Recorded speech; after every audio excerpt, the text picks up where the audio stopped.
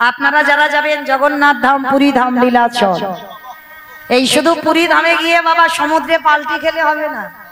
হ্যাঁ, এক সপ্তাহ ট্যুরে যারা টুরিস্ট বাসে যায় না, এক সপ্তাহের জন্য যাই, 4টে দিন পুরী ধামে যে থাকি বাবা, দেখবেন 4টে দিন কিন্তু সমুদ্রে হাবুডুবু খাবে। কিন্তু কই একজনকে জিজ্ঞাসা করো তো 4 দিন কি তুমি জগন্নাথ দেখেছিলে?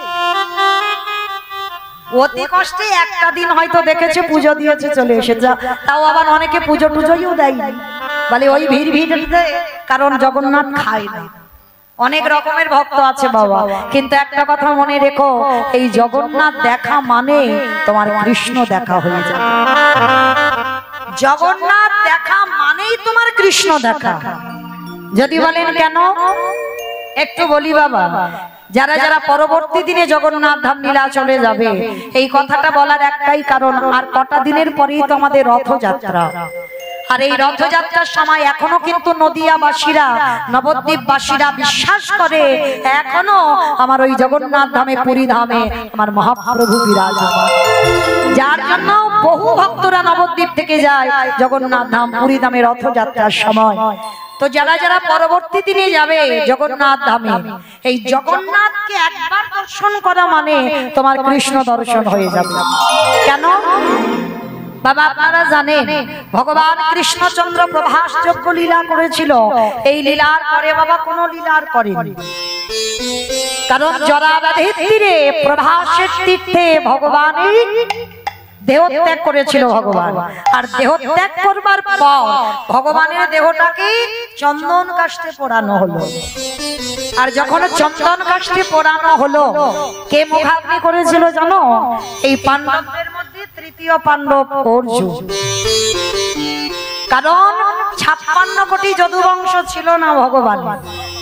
মহাভারতে গান্ধারীর অভিশাপে 56 কোটি যদুবংশ ধ্বংস হলো। তো যার জন্য তৃতীয় পাণ্ডব অর্জুন মুখাগ্নি করেছিল। কিন্তু মা কৃষ্ণের দেহটা সব পুড়ে গেল, একটা জায়গায় পড়েনি। বলো তো কোনটা? যেটাকে আমরা বলি এই নাভি। এই নাভিটা সে আপনারাও শুধু ভগবান বলে নয়, এই নাভিটা কোনো ব্যক্তিরই পড়ে না। যখন আমাদের দেহটা পোড়ানো হয় কাঠে, সে কারেন্টে দিলেও বাবা নাভিটাকে পুড়বে না। ওই নাভিটাকে, যেটাকে সব বলা হয়, ওইটা এনে অনেকে মন্দির বানায়, আবার অনেকে গঙ্গায় ওটা বিসর্জন দেয়, পুঁতে রেখে দেয়।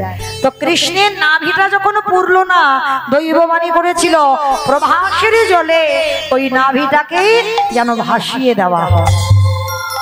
ওই নাভিটা ভাসতে ভাসতে গেল কোথায়? জগন্নাথ ধাম পুরী ধাম। আরো একটা কথা বলি, জগন্নাথ দেখবার আগে সবাইকে কিন্তু একটা জিনিস দর্শন করতেই হবে, যেটা হলো ওই পুরী ধাম থেকে 90 কিলোমিটার দূরে যেটা হচ্ছে নীলমাধব। দেখবেন বাবা, কেউ 5-7 বার চলে গেছে জগন্নাথ দেব দর্শনে, কিন্তু একবারও হয়তো তার নীলমাধব দর্শন হয়নি। কিন্তু মনে রেখো, আদি জগন্নাথই হচ্ছে আমার নীলমাধব। কারণ ওই যে নাভিটা, যেটা ব্রহ্ম, ওইটা ভেসে গেল, নিয়েছিল কে? শবররাজ। আর শবররাজটাকে জরাব্যাধ। যখনই জরাব্যাধ কৃষ্ণকে মারলো, আর যখন কৃষ্ণ গাছ থেকে পড়ে গেল, জরাব্যাধ ছুটে গিয়ে বলেছিল, প্রভু আমার হাতে তোমার মরণ হলো, আমি কত বড় পাপী। ভগবান বলে, তোমার সাধ্য কি তুমি আমায় মারবে? এই পৃথিবীতে একটা পাতা নড়ে, সেটাও আমার ইচ্ছাতে। তাহলে তুমি ভাবলে কি করে যে তুমি মেরেছো আমায়? কারণ আমি তোমাকে কথা রেখে দিয়েছি যে তোমার হাতে আমি মরবো। সেই যে বাবা বালির পুত্র অঙ্গ, যেদিন বালিকে নৃশংস ভাবে হত্যা করেছিল রঘুপতি রামচন্দ্র, আর সেদিন অঙ্গ প্রতিজ্ঞা করেছিল যে আমার বাবাকে যেমন মারলো, আমিও ভগবানের কাছে কায়দা করে বর চেয়ে নেব। যেদিন অঙ্গ কাঁদছে, রামচন্দ্র গিয়ে বলেছিল, অঙ্গ তুমি কাঁদছো তোমার পিতার মৃত্যুর জন্য? আজ আমি রঘুপতি রামচন্দ্র, আমি তোমাকে আদেশ দিলাম, বলো তুমি আমার কাছে কি চাও? অঙ্গদ বলেছিল, প্রভু আমি যেটা চাইবো তুমি আমায় দিতেই পারবে না। পারবো, আমি মর্যাদা পুরুষোত্তম রামচন্দ্র, আমার কথার কোনোদিন খিলাফ হয় না। আর এই রামচন্দ্র মর্যাদা পুরুষোত্তম কেমন দেখো, সীতা মা ছিল না বলে দ্বিতীয় কিন্তু বিবাহ করেনি। সোনার সীতা তৈরি করে যজ্ঞে বসেছে, কারণ রামচন্দ্র যদি মনে করত তাহলে দ্বিতীয়বার বিয়ে করতে পারত, কিন্তু না, তিনি ছিলেন মর্যাদা পুরুষোত্তম ভগবান। সীতার বিহনে স্বর্ণ সীতা তৈরি করে যজ্ঞে বসেছিল, কিন্তু দ্বিতীয়বার বিয়ে করে। তো আজকে লক্ষ্য করেন, সেই অঙ্গদ বলছে, প্রভু আমি যা চাইবো তুমি দিতে পারবে না। কে বলেছে পারবো না? তুমি একবার চেয়ে দেখো। সেদিন অঙ্গদ বলেছিল, প্রভু তাহলে ত্রিসত্য করো, আমি যা চাইবো তুমি তাই দেবে। সেদিন অঙ্গদ ত্রিসত্য করলো, আর সেদিন আমার রামচন্দ্র ত্রিসত্য করে বলেছিল, প্রভু মনে রেখো আমি যা চাইবো তুমি তাই দেবে। দাও হে রাজা, তোমার চরণে আমার নিবেদন, দিতে যদি হয় তুমি আমার একটা ধন দিও, আমি যেন নিজের হাতে আমি আমার পিতৃহত্যা প্রতিশোধ নিতে পারি। আমি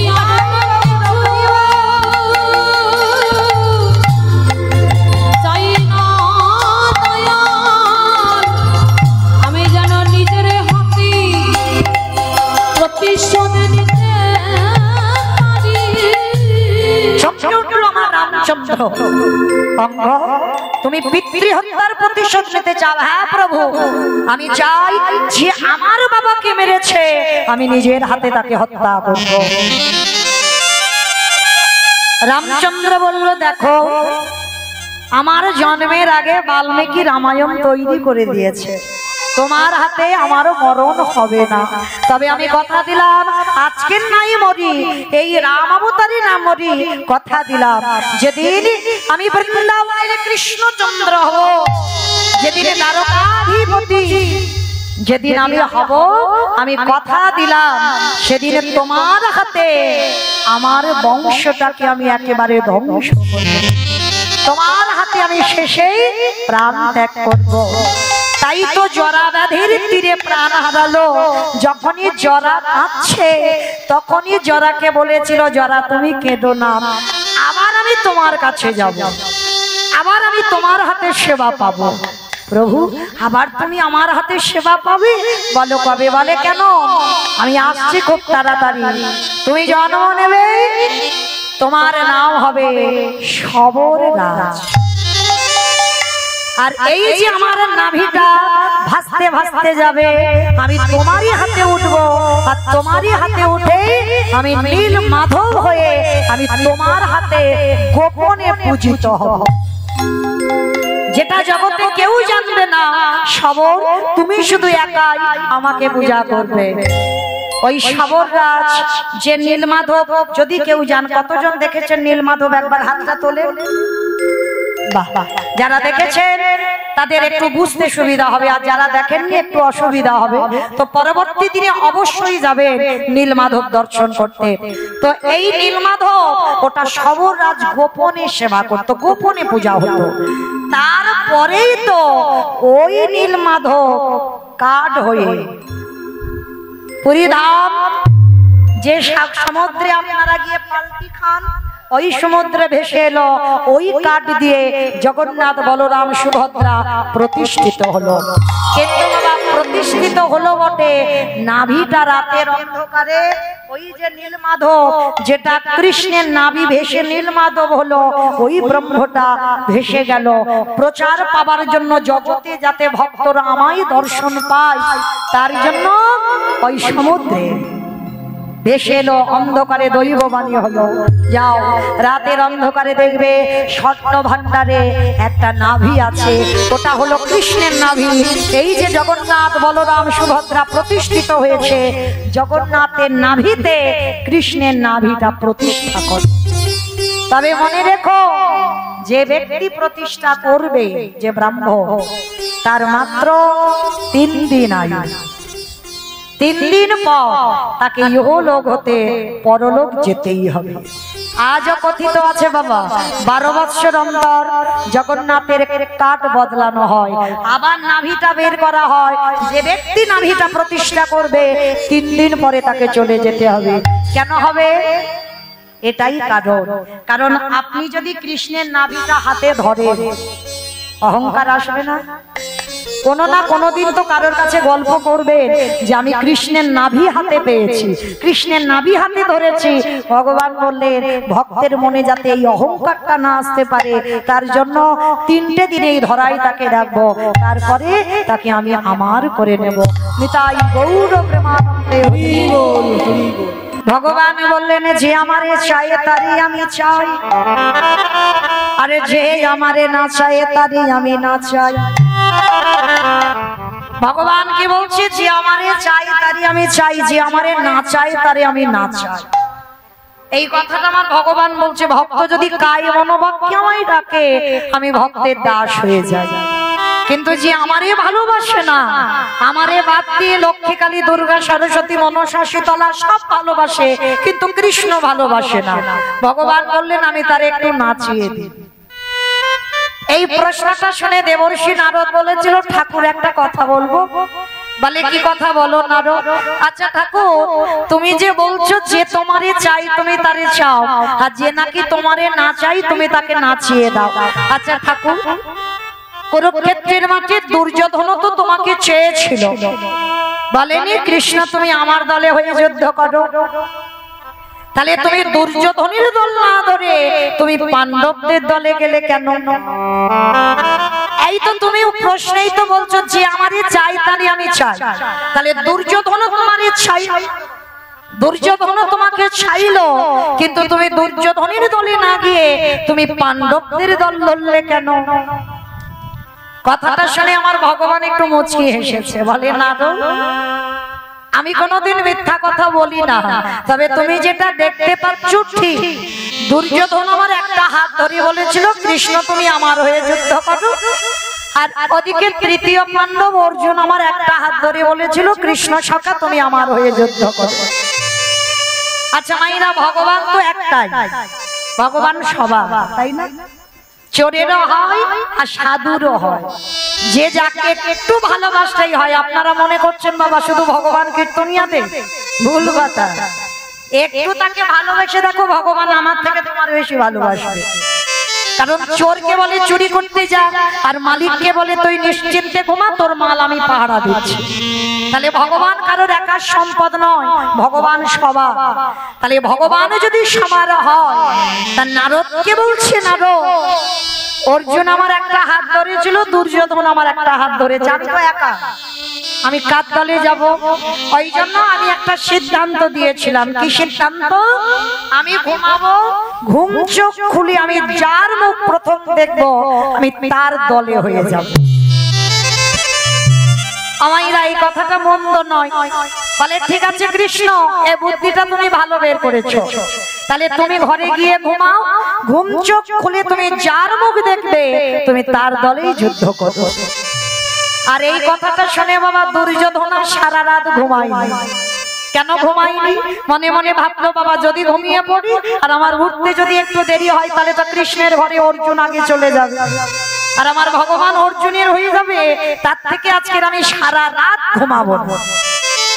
একেবারে রাত থাকতে থাকতে ভগবানের ঘরে পৌঁছে গেছে দুর্যোধন। আর ভগবানের ঘরে গিয়ে পৌঁছে গিয়ে বাবা চারিদিকে শুধু খোঁজাখুঁজি করছে। কি খুঁজছে বলো তো? কৃষ্ণ তুমি তো জানো আমি তোমার ঘরে আজকে আসবো, তুমি তো জানো আমি নিচে খুব একটা ভালো বসতে পারি না, তুমি আমার জন্য একটু চেয়ারের ব্যবস্থা করতে পারো? অপরাধ নেবেন না বাবা, এই যে এখানে কত গণ্যমান্য ব্যক্তিগণ আছে, অনেক অনেক ভক্তরা আছে বাবা, তবে কাউকে উদ্দেশ্য করে নয়, আমি আমার এলাকার কথা বলছি। যদি একটু চাকরিভূত করে বা একটু মাইনে টাইনে বেশি হয় বাবা, তাদের দেখলে মনে হয় যেন পা মাটিতে পড়ে, মানে ছেঁড়া তিরপলে বসতে বাবা তাদের পছন্দ নয়। বলে কীর্তনে গিয়ে কীর্তনিয়া কীর্তন গাইবে আর আমি এত টাকা মাস গেলে মাইনে পাই আর আমি একটা ছেঁড়া তিরপলে বসে কীর্তন শুনবো? কিন্তু মনে রাখতে হবে বাবা, বড় যদি হও আগে তোমাকে নিচু। আগে নত হও, সাধুগুরু বৈষ্ণব চরণে সম্মান দিতে শেখো, আগে গুরুজনদের শ্রদ্ধা ভক্তি করতে শেখো, তারপরে সমাজে যদি তোমাকে বড় বলে তবেই তুমি বড় হবে, তার আগে নয়। নিজেকে নিজে বড় বললে তো হবে না। তো দুর্যোধনের তেমন একজন ব্যক্তি ছিল, মনে মনে করছে কৃষ্ণ তুমি কি পারলে না আমার জন্য একটা সিংহাসনের ব্যবস্থা করতে? ভক্ত বাৎসল্য ভগবান অন্তর্যামী অন্তরে শুনতে পেয়ে ভগবান যেখানে ঘুমাচ্ছিল মাথার দিকে বাবা একটা স্বর্ণ সিংহাসনের ব্যবস্থা করেছে। রূপ নয়, তামা নয়, স্টিল নয়, কাঠেরও নয়, লোহারও নয়, স্বর্ণ সিংহাসন। আর যেই না স্বর্ণ সিংহাসনের ব্যবস্থা করেছে দুর্যোধন দেখে বলে উঠল, কৃষ্ণ তুমি আমায় এত ভালোবাসো, আজকে তুমি আমার বসবার জন্য তুমি স্বর্ণ সিংহাসনের ব্যবস্থা করেছো। বাহ, এই না হলে তুমি আমায় ভালোবাসো?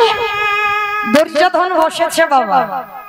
আর দেখবেন অনেক অনেক মানুষের একটা অভ্যাস আছে, এটাও কাউকে উদ্দেশ্য করে বলছি না, দেখবেন বসার সঙ্গে সঙ্গে বাবা একটা পায়ের উপর একটা পা তুলে দেন। এতে সে মাটিতে বসলেও দেখবেন বাবা এই বসার ভাব দেখলে মনে হবে তার হৃদয়ে একটা আভিজাত্য ভাব আছে।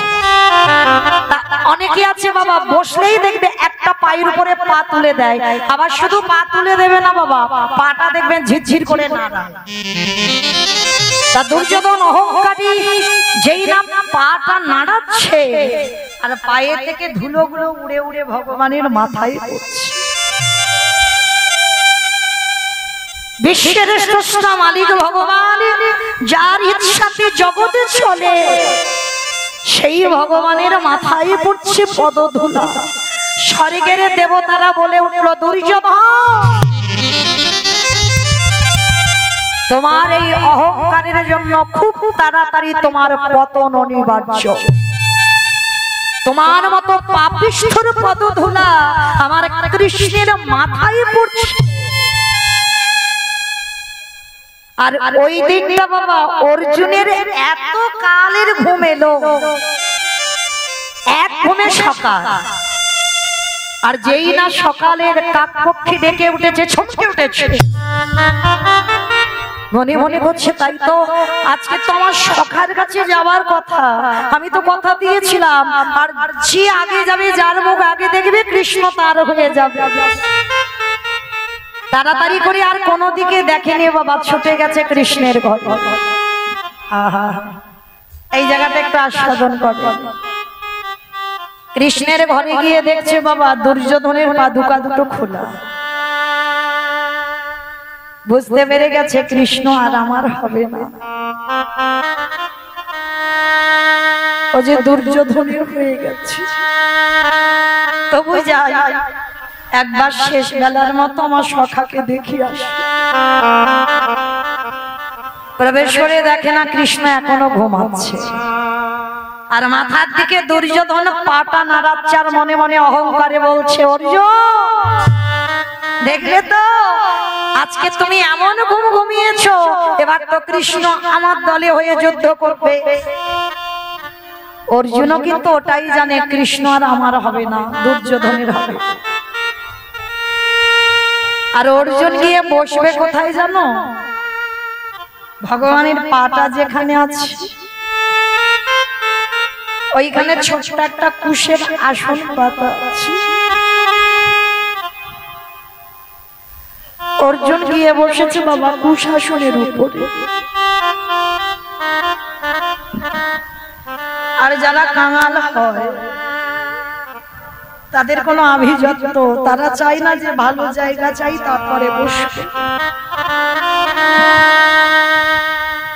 পাণ্ডবদের হয়তো বাবা কিছু অভাব ছিল না, যাদের সঙ্গে কৃষ্ণ থাকে তাদের কি জগতে কোনো কিছু অভাব হয়? এ জগতে ধনী তো সে যার হৃদয়ে কৃষ্ণ প্রেম আছে। বাহ্যিক জগতের আমার অনেক পকেটে টাকা আছে,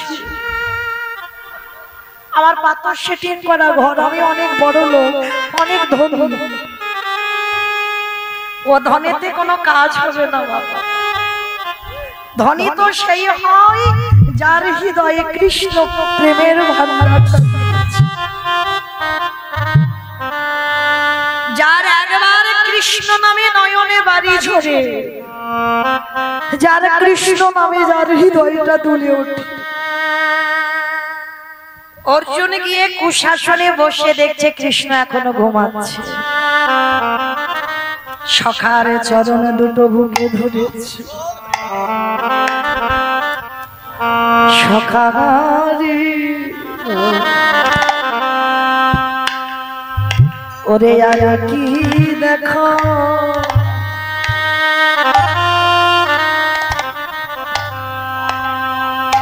ওরে দেখা পাবো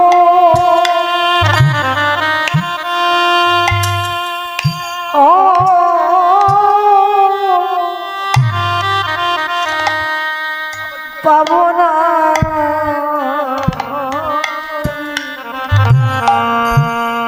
আমি যে ওই চরণে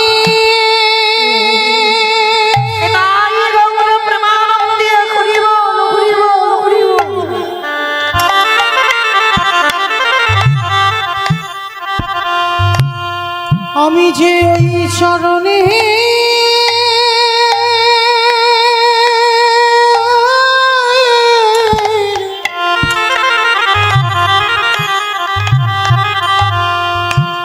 আমি যে ওই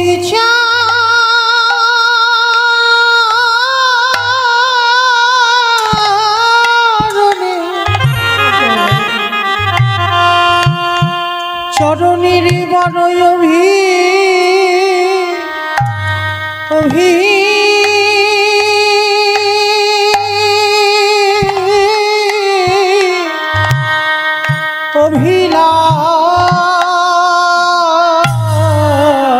অভিলাষী আমি আর কি দেখো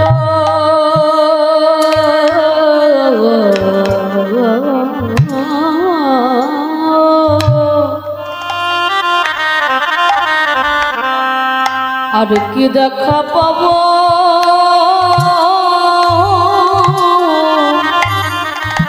ও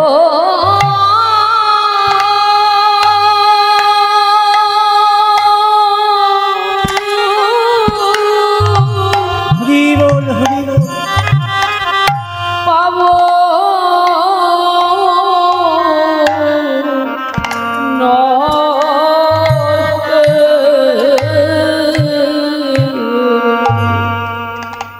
হরে কৃষ্ণ রে হরে কৃষ্ণ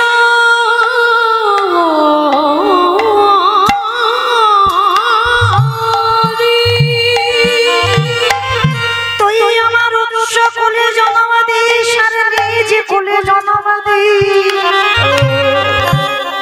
আমায় যে কুলে জন্ম দিস না কেন সখা,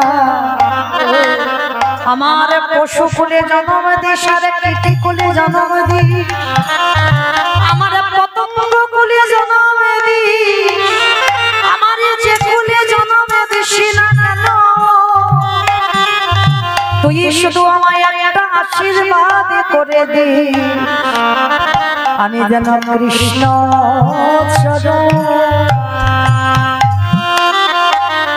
আমি যেন ভুলে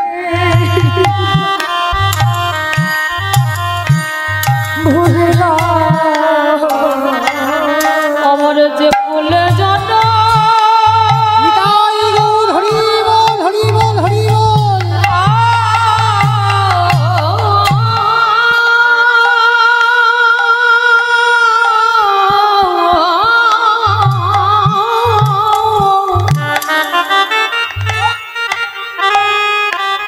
আমার যে ফুলে জন্য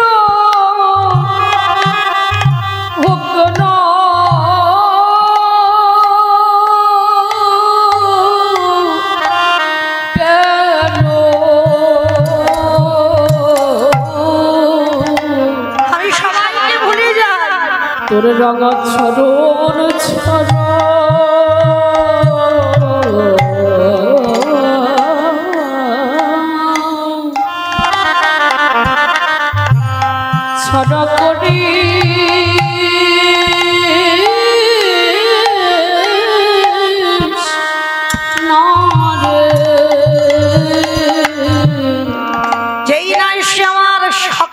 চরণ দুটো বুকে ধরেছে।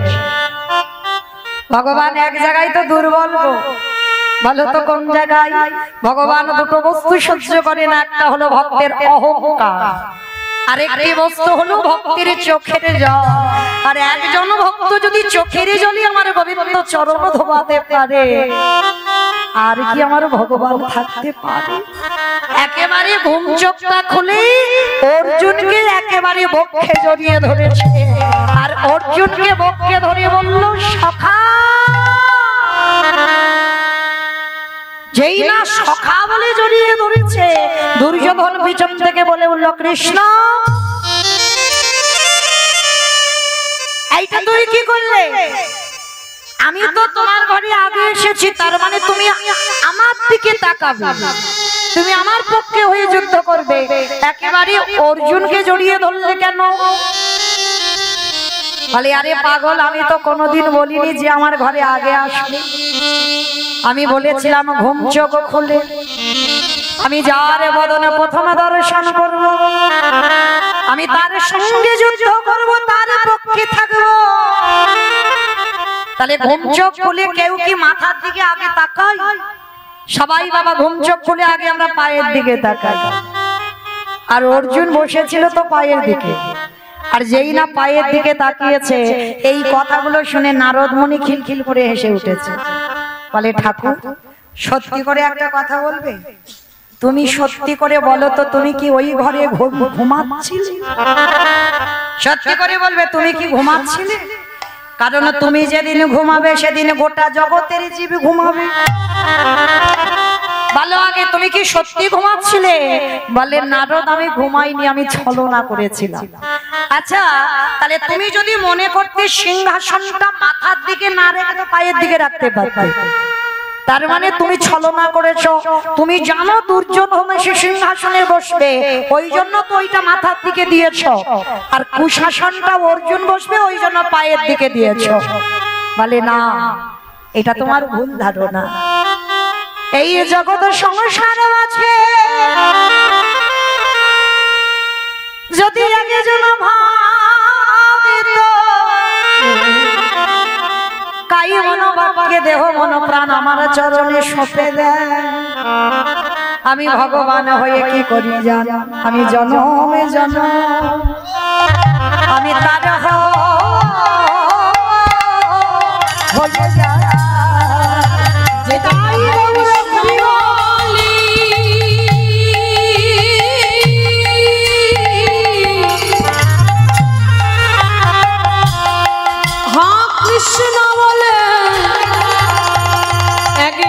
সব সপে দেয় গো, আমি যে সে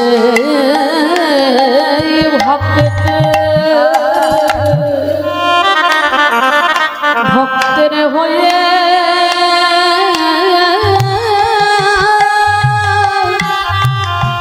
যাই গো। নারদ মুনি বলছে আমি বিশ্বাস করি না, আমি বিশ্বাস করি না, কারণ এই জগতের সংসারে আমি ভালো করে জানি, আমি ভালো করে জানি তুমি চালাকি করেছো। কারণ তুমি এটা সত্যি বলছো না যে অর্জুন তোমায় ভালোবাসে আর দুর্যোধন তোমায় ভালোবাসে না। আমি নিজের চোখে দেখলাম দুর্যোধনও ভালোবাসি, অর্জুনও ভালোবাসি, কিন্তু তুমি এক পক্ষ হয়ে আর এক পক্ষকে হারিয়ে দিচ্ছ। বলে না নারদ, পাণ্ডবদের বিশ্বাস আছে, আর ওরা 100 জন কুরুপক্ষে ওরা আছে, ওদের বিশ্বাস নেই। আমাইরা ভগবান পেতে গেলে সবার আগে একটা জিনিস দরকার, বিশ্বাস। তাহলে প্রকৃত ভক্ত যদি ভগবানকে চায়, কাই মনোভক্তকে যদি কেউ চায়, সাক্ষাৎ ভগবান আমার তার হাতেই ধরা। দেখেন ধরা দিল না, যে জরাবাদের তীরে মরলো সেই জরাবাদের সেই জরাবাদ সবররাজ হয়ে গোপনে একা সেবা পূজা করলো। আবার সেই নীলমাধব জগন্নাথ হয়ে সমাজে সবাইকে দেখাবার জন্য পুরী ধামে উড়িষ্যায় প্রতিষ্ঠিত হল। তা আজকে নারদ মুনি বলছে ঠাকুর সব আমি বুঝলাম, কিন্তু দুর্যোধনের যে অহংকার আছে এইটা তো আমি বুঝতে পারছি না। বলে পাচ্ছ না? ঠিক আছে নারদ, আজকে সকালবেলা তুমি দুর্যোধনের বাড়ি যাবে। বলে বাড়ি গিয়ে কি করব? বলে গিয়ে একটা ছোট সূচ দিয়েছে মা, আমার সূচ চেনো তো, ছোট্ট একটা সূচ দিয়েছে, আর ভগবান ওই সূচের ছিদ্র দিয়ে একটা বিশাল বড় হাতি এপার থেকে ওপার করে। নারদ দেখা মাত্র ছমকে উঠে, ঠাকুর তুমি এত বড় হাতি এপার ওপার করে দিলে? বলে নারদ তুমি দেখেছো তো? বলে হ্যাঁ ঠাকুর দেখেছি। আচ্ছা যখন দেখলে যাও এই কথাটা তুমি দুর্যোধনকে একটু বল। তা যেই না বাবা সুষ্টা নিয়ে গেছে সকাল সকাল, আর নারদের অভ্যাসটা কি, হাটে বোড়ারে মধু কইটবে ভাঙারে গোপাল গো মকুন্দ সরে হরে মুরারি মধু কৈতবের হরি ও মাধব গোবিন্দ ও কুন্দ সৌরি রাম নারায়ণ মুকুন্দ মধুসূদন এসব কংসর হরে বৈকুণ্ঠ বঙ্গাবন। রাম নারায়ণ মুকুন্দ মধুসূদন এসব কংসরে হরে বৈকুণ্ঠ পাবন। যজ্ঞে সুনারায়ণ কৃষ্ণ ভীষ্ণ নিরাশ্রয় মা জগদীশ্বরা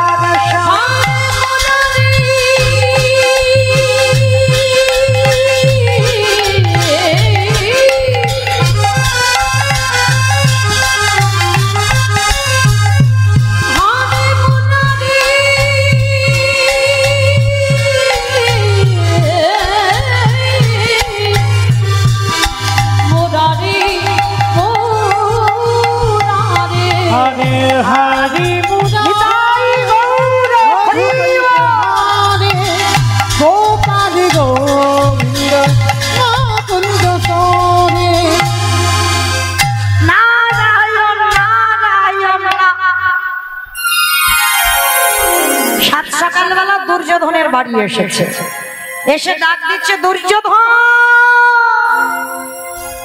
আমাইরা এই জায়গাটা একটু আস্বাদন করবে, যারা যারা একটু বড় লোক হয় কান কিন্তু আগে মুলে নিচ্ছি, কাউকে উদ্দেশ্য করে বলছি না। একটু বড় লোক হলে পয়সা করি যদি জমা হয়ে যায় তার কিন্তু ঘুম সকাল সকাল মোটে ভাঙবে না, মানে মোটামুটি 7:30 8টা বাজবে। তা দুর্যোধন আরো বেশি, বাবা বলছে আরো বেশি, কারণ অভাব নাই, শুধু ঘুম চোখটা খুলবে আর ব্রাশটা করে বাজারের ব্যাগটা নেবে, বাজার চলে আসবে, রান্না বান্না হবে, খাবে, আর কোনো চিন্তা নেই। আবার ফেরে দুপুর বেলা ঘুম, আবার সন্ধ্যেবেলা ঘুম, তাদের তো চিন্তা নেই। তা দুর্যোধন অহংকারী ছেলে, একটু বেলা করে ওঠে, আর নারদ মনে গিয়ে ডাক দিচ্ছে দুর্যোধন, মানে ভোর 4টের সময় গেছে, আর যেই না ঘুমটা ভেঙে গেছে ভোরের বেলা, দুর্যোধন দরজায় এসে দেখছে নারদ। কি চাও? এত ভোর ভোর আমার দরজায় এসেছে যে বড়, বলো কি চাও? সুষ্টা বের করেছে নারদ। আমার রেগে যাবে না?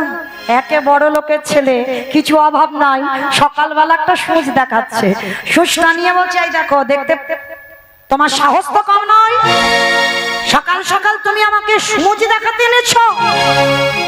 বলে সুচ দেখাচ্ছি না, এই যেটা দেখতে পাচ্ছ না, এই যে ছিদ্রটা দেখছো, আমার কৃষ্ণ এই সূচের ছিদ্র দিয়ে একটা বড় হাতি এপার থেকে ওপার করে দেয়। আর যেই না কথাটা বলা, সঙ্গে সঙ্গে বাবা অহংকারী দুর্যোধন বলে বলেন, অপদার্থ, তোমার এত বড় স্পর্ধা, একটা সুতো এদিক ওদিক করা যায় না, কতবার বাবা তার চোখ বাঁধে। আর তোমার ওই দুদিনের ছেলে কৃষ্ণ, সে কিনা একটা হাতি এপার ওপার করেছে। ওই গল্পটা তুমি ভোরবেলা আমার ঘুম ভাঙিয়ে বলতে এসেছো? এই কে আছিস দাঁড়ি প্রহরী, এক্ষুনি গলা ধাক্কা দিয়ে কে বের করে দে। নারদ মুনি কোন রকমে প্রাণ ভয়ে বাবা বাড়ি থেকে বেরিয়ে গেছে। ভগবানের কাছে গিয়ে মাথাটা নিচু করে দাঁড়িয়ে আছে। কি ব্যাপার নারদ, মুখটা মলিন কেন? বলে ঠাকুর বিশ্বাস করলো না। বলে ঠিক আছে, করেনি তো কি হয়েছে, এবার তুমি যাও একবার পাণ্ডবদের কাছে ঘুরে এসো। বলে ঠাকুর আবার যদি মেরে তাড়া করে? বলে অসম্ভব, একবার যাও গিয়ে দেখে এসো। ভোরবেলা পরের দিন ভোর 4টের সময় পাণ্ডবদের দরজায় গেছে। আর বাবা যারা ভক্তি জগতে নেমেছেন তাদের ঘুম ভোরবেলা ভাঙবেই ভাঙবে। সারাদিনে সেবা পূজা করবে, জানা তৃপ্তি পাবে। ভোরের বেলা যখন মঙ্গল আরতি হবে এর মতো তৃপ্তি আর কোনো সময় পাবে না। সারাদিনে যত আরতি করো, যত খেতে দাও, কিন্তু ভোরের আরতির মতো শান্তি, ভোরের পরিবেশের মতো আর ভোরের বেলা সেবা পূজা করে যত তৃপ্তি পাবে ওটা কোনো সময় পাবে না। আর পাণ্ডবরা এরা তো কৃষ্ণ ভক্ত, প্রত্যেকেই এরা ভোরবেলা ওঠে। আর 4টের সময় নারদ মুনি গিয়ে ডাকছে, অর্জুন, ভীম, নকুল, সহদেব, যুধিষ্ঠির। যেই না ডেকেছে বাবা সবার প্রথমে মধ্যম পাণ্ডব ভীম দরজা খুলেছে। আহ্বানটা দেখো, নারদ মুনিকে দর্শন করে ষষ্ঠাঙ্গে মাটিতে দণ্ডবত প্রণাম। মায়েরা মনে রেখো, তোমরা যেন কোনোদিন শুয়ে পড়ে দণ্ডবত প্রণাম করো না, খবরদার, খুব অপরাধ। অনেক মায়েরা জানে না বাবা, করে ফেলে, দেখেছি মাটিতে শুয়ে পড়ে দণ্ডবত প্রণাম। ওগুলো আমাদের নারী জাতিদের নয়, ওগুলো পুরুষদের। পুরুষদের মাটিতে শুয়ে পড়ে দণ্ডবত প্রণাম করতে হয়। আমরা নারী জাতি, আমাদের পঞ্চাঙ্গ প্রণাম করতে হবে। মাটিতে হাঁটুটা রেখে মাথাটা ঠেকিয়ে হাত দুটো মাটিতে ঠেকাও, এই পঞ্চাঙ্গ প্রণাম, 5টা অঙ্গ ঠেকিয়ে প্রণাম। আর পুরুষেরা ষষ্ঠাঙ্গে দণ্ডবত শুয়ে পড়ে প্রণাম। তো এই যে যখনই ভীম দণ্ডবত প্রণাম, আর প্রণাম করতেই বাবা নারদ মুনিকে প্রশ্ন করছে, মনে আজ আমাদের সকালটা খুব ভালো যাবে, কারণ আপনার মতো মুনি বদন দর্শন। আগের দিনের ব্যবহার পরের দিনের ব্যবহারে তফাৎ দেখেন। মানুষ সবাই, কি বাবা ভুল বললাম? মানুষ সবাই, এখানে সবাই মানুষ, আমিও মানুষ, আমার সম্প্রদায় যারা দাঁড়িয়ে আছে, বসে আছি, সবাই মানুষ। দেখতে হলে হবে না, মানুষের মতো চেহারা, মানুষের মতো দুটো হাত পা হয়েছে মানে মানুষ না। যে ভক্তের হৃদয়ে মনুষ্যত্ব জ্ঞান নাই, যে ভক্ত গুরুজনদের সম্মান করতে জানে না, গুরুজনদের শ্রদ্ধা করতে জানে না, সাধুগুরু বৈষ্ণব চরণে নত হয় না, পিতামাতাকে শ্রদ্ধা ভক্তি করে না, তাকে বাবা সমাজ মানুষ বলে গণ্য করে না। শুধু লেখাপড়ার ডিগ্রি তৈরি হলে তাকে মানুষ বলে না। আগে তোমাকে মনুষ্যত্ব জ্ঞান অর্জন করতে হবে, তবেই তুমি মানুষ হবার যোগ্যতা অর্জন করবে। যেই না বাবা দণ্ডবত প্রণাম ভীম, নারদ তো চমকে উঠেছে, এদের স্বভাব কেমন আর ওদের স্বভাব কেমন, একই বংশের ছেলে কিন্তু কত পরিবর্তন। এইবার নারদ মুনিকে দেখে ভীম করজোর করে বলছে, আসুন বসুন আগে, তারপরে আমি কথা শুনবো। না ভীম, বসবার টাইম নেই, একটা কথা বলবো বলে এলাম। কি কথা? এই যে সুচটা দেখতে পাচ্ছ? বলে হ্যাঁ। এই যে ছিদ্র দেখতে পাচ্ছ ছোঁচে? বলে হ্যাঁ। বলে জানো, ওই ছিদ্র দিয়ে কৃষ্ণ একটা বড় হাতি এপার থেকে ওপার করে। আর যেই কথাটা বলা, আমার ভীম খিলখিল করে হেসে উঠেছে। বলে নারদ, সকাল সকাল তুমি তো আমার হাসির গল্প শোনাচ্ছ। কি ব্যাপার হলো? আমি বললাম একটা হাতি ছিদ্রের এপার ওপার হয়েছে, এটা হাসির কথা? বলে হাসির কথা নয়, হে মনিবর, আমার কৃষ্ণ যদি মনে করে, আমার কৃষ্ণ যদি মনে করে, শুধু একটা হাতি এপারে ওপারে পারে না। আমার কৃষ্ণ যদি মনে করে, এই গোটা ব্রহ্মাণ্ডকে এদিক ওদিক করিতে পারে। তাই আমার কৃষ্ণ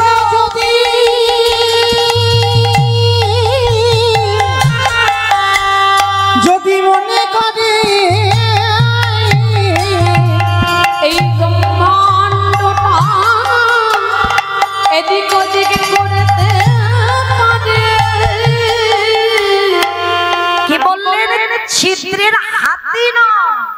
কৃষ্ণ যদি মনে করে এই গোটা বিশ্ব ব্রহ্মাণ্ডকে ছিদ্রের এপার থেকে ওপার করতে পারে, আর তুমি তো একটা হাতির গল্প শোনাচ্ছ, তাহলে এটা হাসির গল্প হলো না? নারদ মুনি চমকে উঠল। এবার আমি বুঝতে পারলাম কেন আমার কৃষ্ণ দয়াময় পাণ্ডবদের হলো আর কেন আমার কৃষ্ণ 100 জনদের হলো। কারণ ওদের বিশ্বাস নেই, আর এদের যে হৃদয়ে পরিপূর্ণ বিশ্বাস। কারণ হাতি নয়, কৃষ্ণ মনে করলে বিশ্ব ব্রহ্মাণ্ডকে এদিক ওদিক করে। এইবার নারদ মুনি বলছে ঠিক আছে, এবার তাহলে আসি। দাঁড়াও দাঁড়াও, চলে তো যাচ্ছ, আমার ভগবানের কাছে তো তুমি থাকো। হে মনিব, তোমার কাছে আমাদের পাণ্ডবদের একটা নিবেদন, তুমি কৃষ্ণের সনে যদি দেখা আমার কৃষ্ণকে একটা কথা বলে দিও। ঠিক আছে, বলো কি বলতে হবে? বলে অন্য কিছু নয়, সে জানোই আমাদের কথা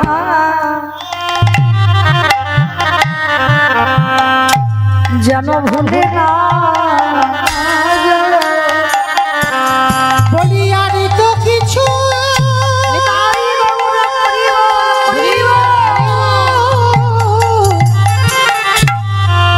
বলি আর তো কিছু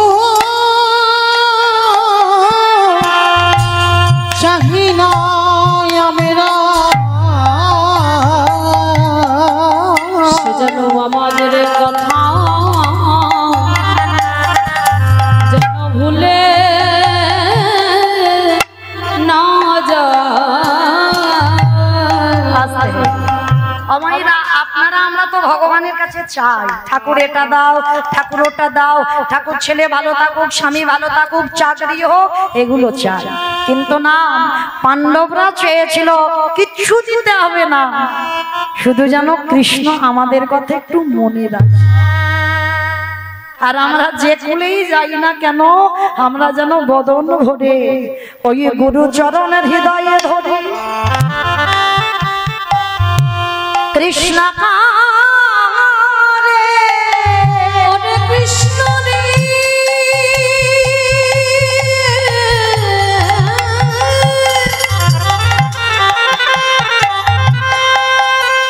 একবারে গুরু চরণ হৃদয়ে ধরে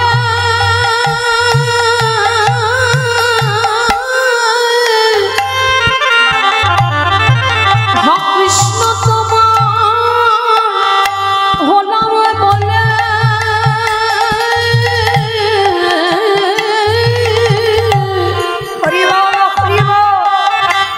যদি ওই চরণে তার মন প্রাণ সব সপে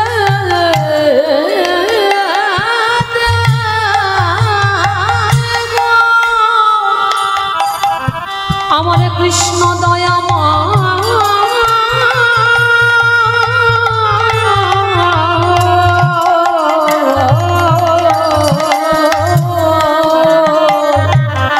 ভেবে বলল কৃষ্ণ রে, আজ নারদ মুনি এসে দেখে গেল, এসে দেখে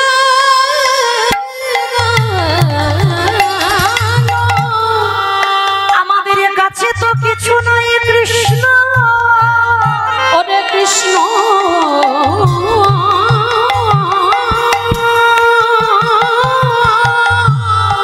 আমাদের শুধু রইল হৃদয়ে ভরা প্রেম ভক্তি, তাই কৃষ্ণ তোর কাছে জানিয়ে রাখা আমাদের যা যাচ্ছে তাই আমরা তোমায় দিলাম। আমরা কিছু ও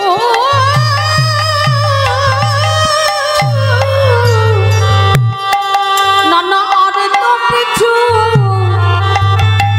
দেবার নাই ওরে প্রেমে ভক্তি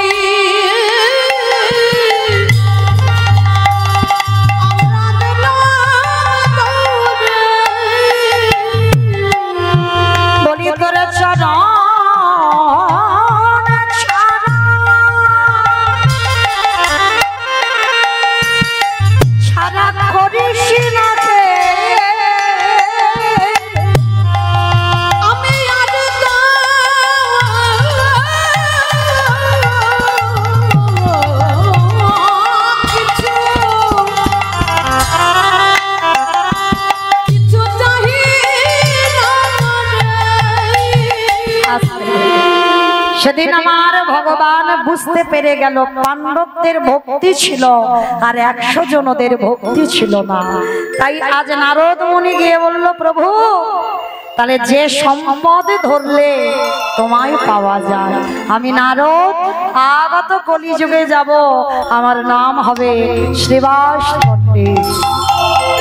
প্রভু ওই শ্রীবাস পণ্ডিত হয়ে যেদিনই যাব, তুমি কথা দাও পৃথিবীতে 1000 লাখ কোটি ভক্ত থাকলেও তুমি কথা দাও আমার আঙিনায় বসে তুমি আমার সামনে তুমি এই হরিনাম সংকীর্তন গাই।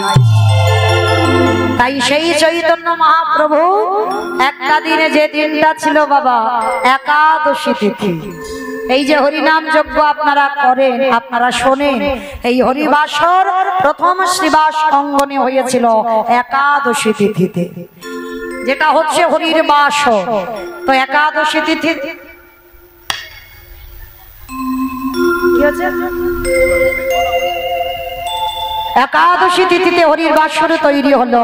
আর সেই হরিবাসরে সারা রাত কীর্তন করে সকালবেলা প্রভু আমার প্রত্যেক দিন ভক্তদের সঙ্গে নিয়ে নগর ভ্রমণে যায়। আজও যাচ্ছে। কেমন ভাবে জানো? কামিনী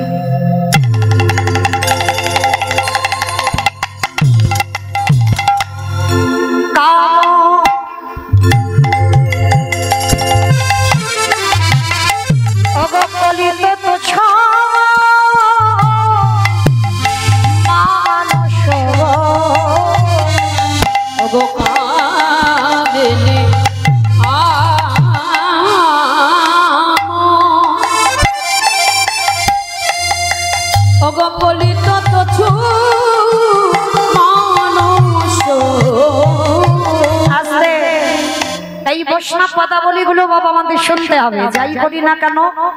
যেহেতু অষ্টপল্লী লীলা কীর্তন চলছে, তো আমাদের পদাবলীগুলো শুনতে হবে। কামিনী কাম মানে কামিনী মানে নারী জাতি। তো মহাপ্রভু দুপুর বেলা ঠিক ঠিক ভর দুপুর বেলা ভগবানের অঙ্গটা কেমন? হেম মানে স্বর্ণ, ভগবানের অঙ্গ কান্তিটা যেন মা সোনার মতো, মানে হেম শয়ে অতি গোরা সমধুর হাসুতরা জগজন নয়ন আনন্দে, মানে ভগবানের অঙ্গকান্তিটা সোনার মতো। ও মাইরা, বাহ্যিক জগতে সোনা পড়লে অহংকার আসে, আসে না? তুমি যদি বাবা সারা অঙ্গে সোনা পরে থাকো, বাহ, কামিনী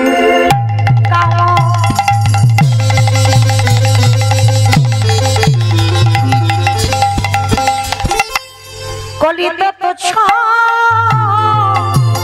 মানস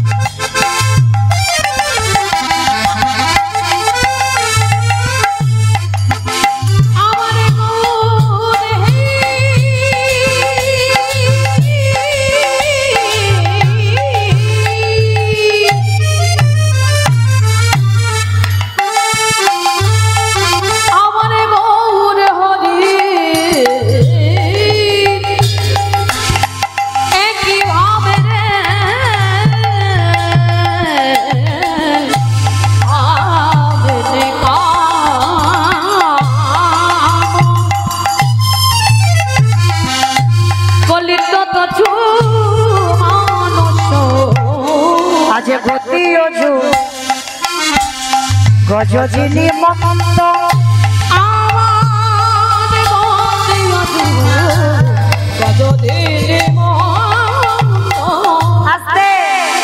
আমার প্রভুর দুপুরে বেলা ভাবটা নারী ভাব, মানে কোন ভাব? এখন বাবা আমাদের গৌরচন্দ্র হচ্ছে না, গৌরচন্দ্রিকা। যেমন আমার পরে যখন গোষ্ঠ লীলা হবে তখন হবে গৌরচন্দ্র। কেন? যেখানে আমার কৃষ্ণ নিয়ে আলোচনা হয় সেখানে হয় গৌরচন্দ্র, আর এখানে আমার রাধারানীর ভাবটা প্রকাশ। তাহলে মহাপ্রভুর শরীরে রাধা ভাব, কারণ দুপুরবেলা ঠিক সোনার মতো অঙ্গ নিয়ে দুপুরবেলা যাচ্ছে কোথায়, এমন করে যাচ্ছে সুরধ্বনির তীর ধরে, দেখে মনে হচ্ছে বাবা গতি অজু গজজিনী মন্দ গতি অজু গজজিনী মন্দ। প্রভু আমারে হেলে দুলে চলেছে গো, প্রভু হেলে দুলে চলেছে গো। বলি কি না ভাবে আজি উদয় হলো, হেলে দুলে চলেছে গো। অমাইরা গজ মানে কি গো? ময়ূর ময়ূর। গজ মানে ময়ূর। মাথা গরম হয়ে গেছে? গরম হবে না কেন হয়েছে জানো? এই যে বৃষ্টি এলো জামা কাপড় সব ছাদের উপরে, ওই চিন্তায় মানে মাথার ঠিক নেই, ওই জন্য হাতিকে বলছে ময়ূর, মানে ঠিক নেই, মাথা গন্ডগোল হয়ে গেছে। তো যাই হোক, তাই এবার লক্ষ্য করে দেখেন বাবা, যেই না হাতির মতো হেঁটে যাচ্ছে, এই যে লক্ষ্য করে, আচ্ছা মা দেখবেন, এটা কিন্তু কারোর উপরে রাগ করে বা কারোর উপরে বলছি না কথাটা, দেখবেন বাবা অনেক অনেক মেয়েরা যখন রাস্তা দিয়ে হেঁটে যায় তাদের হাঁটাটা দেখলে কি মনে হয় জানো, যেন ঠিক যেন উটের মতো যাচ্ছে, মানে পিছন থেকে ভঙ্গিমাটা ভালো নয়। কি বাবা নেই? যার জন্য তো আগেকার দিনের বাবারা যখন দেখাশোনায় যেত না, সবার আগে বলতো মা তুমি একবার হেঁটে যাও তো দেখি, বলতো না? যদিও বা আমি দেখিনি, আমার ঠাকুমারা গল্প করতো, শুনেছে। একবার মাথা থেকে মাথার কেশ খুলে দেখাতে হতো কত বড় লম্বা লম্বা চুল আছে, এগুলো হতো না? তো আমার দেখেন ভগবান আজকে হেঁটে যাচ্ছে, দেখে মনে হচ্ছে বাবা যেন হাতির মতো যাচ্ছে, মানে এক একটা মেয়ে যায় উটের মতো হেঁটে, আবার দেখবেন মা অনেক মেয়েরা আছে ডান চালা, মানে পা গুলো সবসময় চেলে চেলে হাঁটে, আবার অনেক মেয়েদের চলা দেখলে বুঝতে পারবে বাবা তার পরিবারটা কেমন হতে পারে, মানে তার স্বভাব, মানে তার চলা, তার পোশাক, প্রত্যেকটা জিনিস লক্ষ্য করে বুঝতে পারবে তার পরিবেশ, তার আচরণটা কেমন হবে। তাই এবার লক্ষ্য করে দেখেন, যেই না হেঁটে হেঁটে যাচ্ছে আর কারোর হাঁটার ভাবটা দেখবেন ঠিক একটু দুলে দুলে যায়, মানে যারা একটু বনিদি বাড়ির মেয়ে হয় না, তারা রাস্তা দিয়ে যাবে দেখবে শাড়ির কুঁচিটা ধরে একটু দুলে দুলে যায়, মানে তারা ওই উটের মতো হাঁটে না। তো মহাপ্রভু যাচ্ছে কেমন? গতি গজজিনী মন্দ আমার গতি অজু গজজিনী মন্দ। প্রভু আমার হেলে দুলে চলেছে গো, আমার গৌর হরি একই ভাবে দেখো হেলে দুলে চলেছে গো। আস্তে অমাইরা যখন নারীদের মতো যাচ্ছে, যেতে যেতে হঠাৎ বাবা কি হয়েছে জানো? মা যদি নহি পুন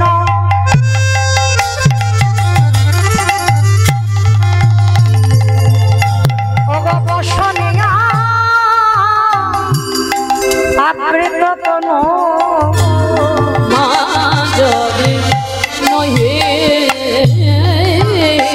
পুন হরি বল হরি বল। বসনেরা ধৃত তনু।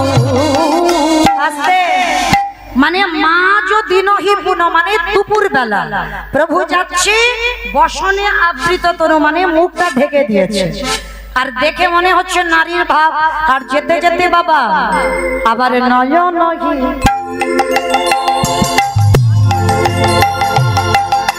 জলে পরিপুর, দেখো নয়নে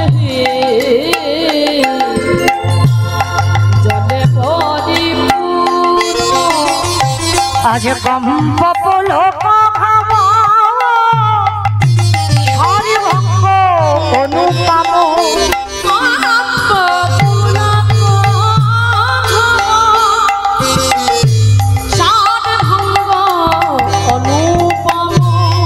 কম্প পুলক ভাব হরিভঙ্গ অনুপম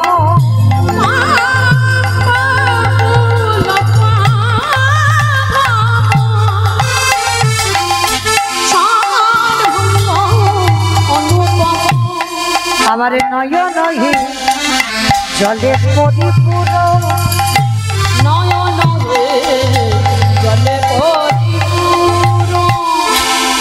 ভগবান আমার যাচ্ছে ভক্তদের সঙ্গে নিয়ে দুপুরবেলা, ভাবটা সেই সূর্য পূজার ভাবে ভাবিত।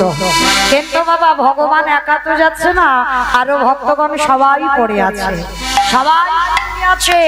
তো সবাই যখন সঙ্গে আছে, মহাপ্রভুর একজন পার্ষদ ছিল যার নাম গৌরীদাস পণ্ডিত।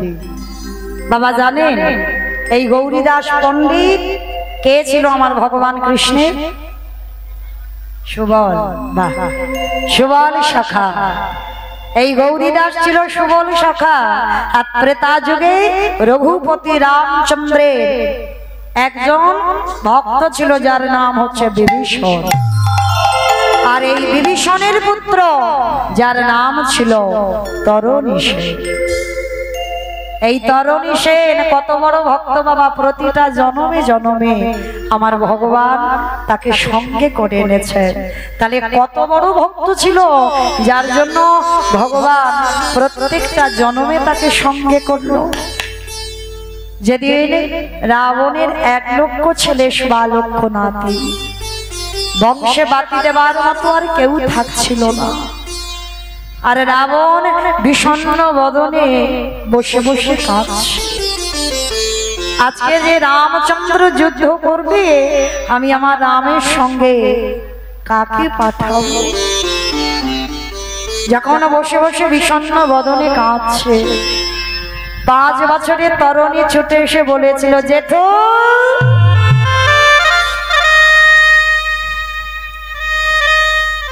জেঠু আমি আছি, আমি যাব রামের সঙ্গে যুদ্ধ করতে। না তরুণী, তুই যে আমার একমাত্র নয়নের মন, তুই যে আমার একমাত্র বুকের ধন, আমি তোর নামটা রেখেছি তরুণী বড় আশা করি। তরুণী মানে কি বলো তোমার? নৌকা। রাবণ বিভীষণের ছেলেটার নাম রেখেছিল তরুণী, কেন জানো? যেদিন আমার বংশে কেউ থাকবে না, তোর নামের তরিতে করে আমি যেন ভবনদী পার হতে পারি। ওই জন্য তোর নামটা রেখেছিলাম আমি তরুণী। তরুণী বলছে, জেঠু আমি যাব, আমি যাব যুদ্ধ করতে রামের সঙ্গে। না বাবা না, আমি তোকে পাঠাতে পারি না। কেন তুমি পারো না? আমার অন্যান্য দাদারা তো সব গেল, তাহলে আমাকে কেন পাঠাবে না তুমি? ওরে, যদি তোর মা সরমা না থাকতো তাহলে আমি তোর অনুমতি দিতাম। এখনো যে তোর মা সরমা বেঁচে আছে। অনেক আগেই বাবা তরুণীর বাবা বিভীষণ ধরা দিয়েছিল। আর আজকে তরুণী বলছে, আচ্ছা জেঠু, আমি যদি একবার আমার মার কাছ থেকে অনুমতি আনি, তাহলে তুমি আমায় বিদায় দেবে তো? হ্যাঁ বাবা, আগে তোর মা অনুমতি দেখ, তুই যুদ্ধে যাবি, তাহলে আমি তোকে বিদায় দেব। ঠিক আছে জেঠু, তাহলে তুমি দাঁড়াও, আমার মার কাছ থেকে অনুমতিটা নিয়ে আসি। ছুটে গেছে সরমার কাছে। আর সরমা তখন কোথায়? ঠাকুর ঘরে বসে বসে নিরজনে ভগবানের কাছে জানাচ্ছে, দয়াময় আমার তরণীকে তুমি তোমার চরণে আশ্রয় দাও, ওকে তুমি জানো চরণ ছাড়া করো না। আর ঠিক সেই সময় তরণী গিয়ে ডাকছে, মা ও মা। কিরে তরণী, আমায় ডাকছিলিস বাবা? ও মামা, একটা কথা বলবো। কি কথা রে বাবা? ও মা, রামচন্দ্রের সঙ্গে যুদ্ধে যাবে আর কেউ নেই। ও মামা, একবার তুমি আমায় অনুমতি দাও, আমি রামচন্দ্রের সঙ্গে যুদ্ধ করতে চাই। না না তরুণী, না, খবরদার ও কথা বলিস না। রামচন্দ্রের সঙ্গে যুদ্ধে গেলে কোনোদিন তুই আর ফিরে আসবি না। আমি তো জানি, আর জেনেই তো আমি যেতে চাইছি। তুমি বলো, আমার জেঠুর বংশে তো আর কেউ নেই। মেঘনাদ বধ হলো, ইন্দ্রজিৎ বল হলো, ময়ূরাবণ বধ হলো, সব চলে গেছে। তুমি অনুমতি দাও। তরুণী একেবারে নাছা, দিতেই হবে বিদায়। বেশ, সাধুমা বলেছিল, তরুণী তবে যাবি যা, তবে একটা কথা দিয়ে তোকে যেতে হবে। ওরে তরুণী রে, যতবার রামচন্দ্র তোরে অঙ্গে বান মারবে, তুই একবার আমায় কথা দিয়ে যা, একবার তুই রামের অঙ্গে আঘাত করবি না। ওরে তরণী,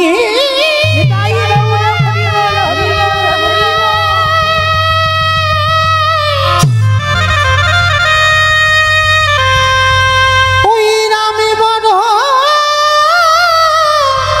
দয়া,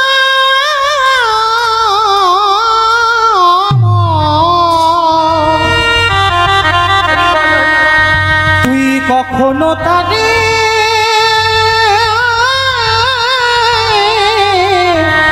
আঘাত করিস না। আমি তো যোদ্ধা হয়ে যাচ্ছি, একজন যদি আমাকে বান দেয় আমি তো তাকে বান মারবো না। ওরে, রামচন্দ্রের অঙ্গটা বড় কোমল,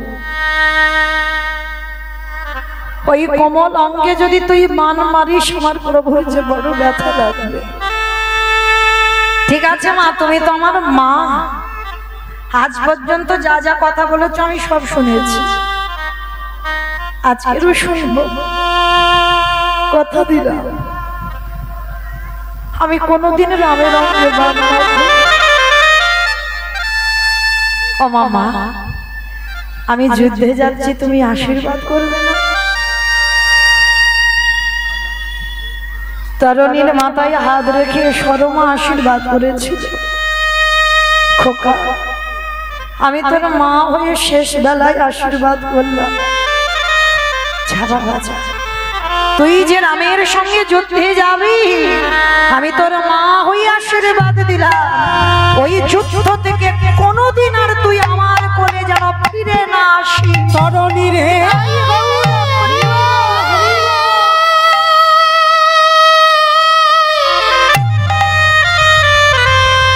তুই যুদ্ধে গিয়ে ফিরে আসবি না, এটা তুমি কি বলছো? এই আশীর্বাদ করিলাম তো।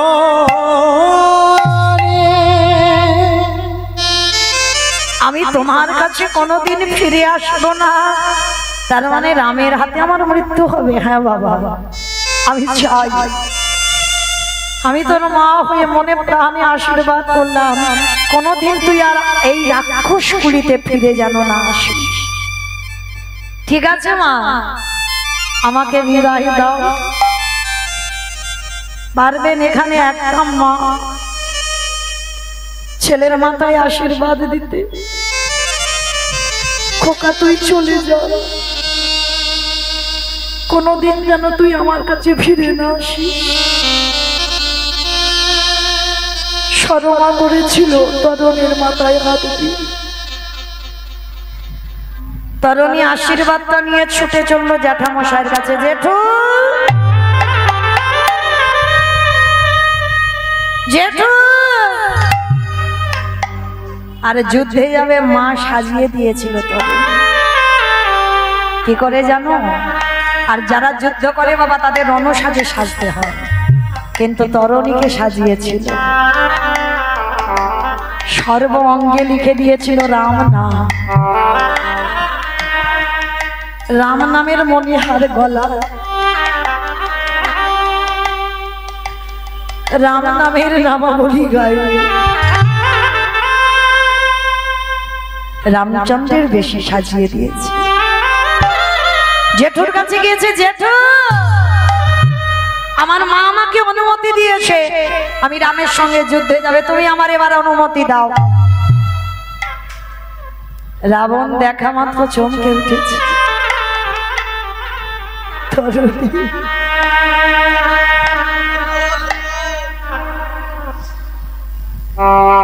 কে তোকে সাজিয়েছে? কে তোকে এমন করে সাজালো রে বাবা? বলে কেন জেঠু, আমার সাজানোর তো একজনই আছে,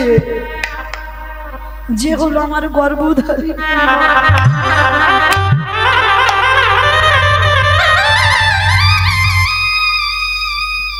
রাবণ বলেছিল তরুণী, তোর মা যদি আমার ভাতৃবধূ না হতো, আর আমি যদি তোর মায়ের ভাসুর না হতাম, একবার তোর মায়ের চরণ ফুলাটা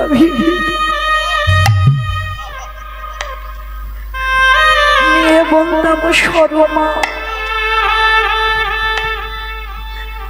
তোমার মতো মা আমি জগতে কোনোদিন দেখি।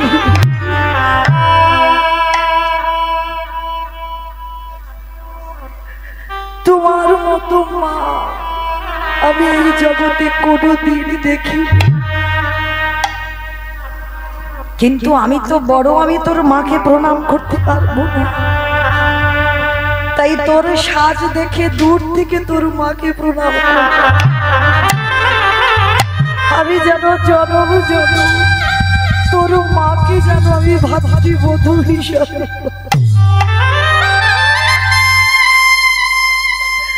সরমার মাথায় হাত দিয়ে বলল, যে আশীর্বাদ করেছিল তরুণীকে, সেই আশীর্বাদ রাবণ ও তরুণীর মাথায় হাত দিয়ে করল।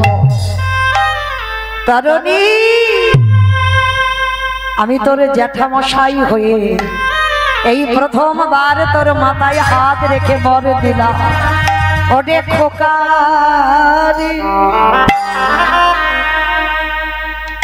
যে জেঠু তোর জীবনে ভালো সাই, সেই জেঠু প্রথমবারে আশীর্বাদ দিল, কালে যাবে নামের শনে যুদ্ধ। আমি তোরে জেঠু হয়ে আশীর্বাদ দিলাম, যেন কোনোদিনই এই রাক্ষস কুলিতে আর ফিরে না। ওরে তরুণী,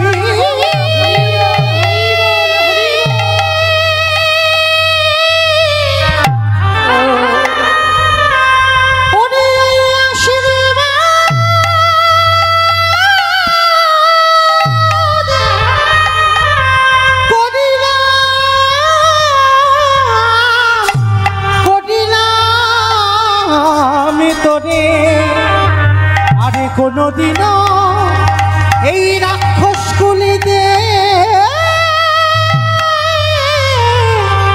আসিস না।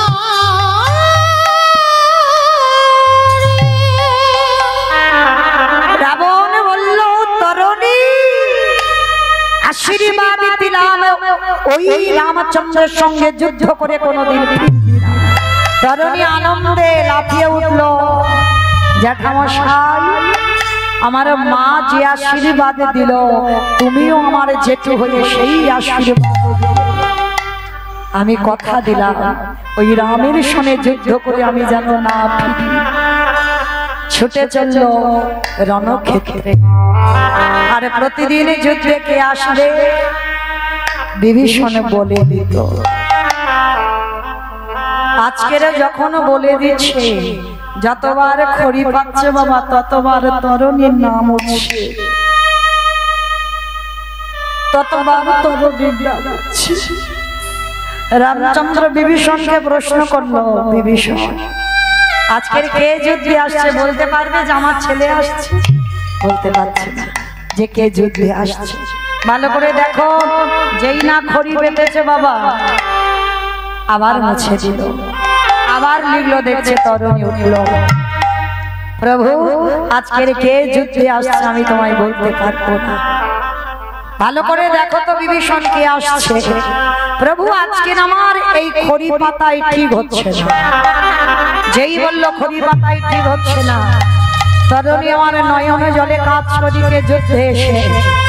আর এদিকে রঘুপতি রামচন্দ্র তরুণীর সঙ্গে যুদ্ধ করে যখনই ব্রহ্মবাণ স্মরণ করল, আর ওই ব্রহ্মবাণ স্মরণ করে তরুণীর মস্তকটা ছেদন করল, তরুণীর মাথাটা লুটিয়ে পড়ল।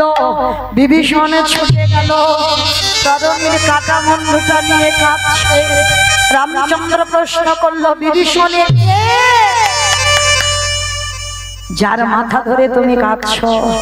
বলে, প্রভু অন্য কেউ না, এ হলো আমার একমাত্র পুত্র তরুণী। একমাত্র পুত্র যেই বলেছে তরুণী। কে বললি? তরুণী। তুমি কেন আমাকে বললি না? যেই না নয়নে জলে বহু হাসে কাঁদছে, বিভীষণ বলল, প্রভু আশীর্বাদ করো, এই তরুণীকে তুমি জনমে জনমে সঙ্গে নিয়ে আসো। আশীর্বাদ করলো। এই তরুণী হলো সুবল সখা, আর সেই সুবল সখা কলিযুগে হলো গৌরীদাস পণ্ডিত। আচ্ছা, সেই গৌরীদাস পণ্ডিত আরো ভক্তগণ সবাই রইল। বাম ভুজই বসনে মগজ হাবই, বামে নয়নে ঘন চা, বামে নয়নে ঘন চা,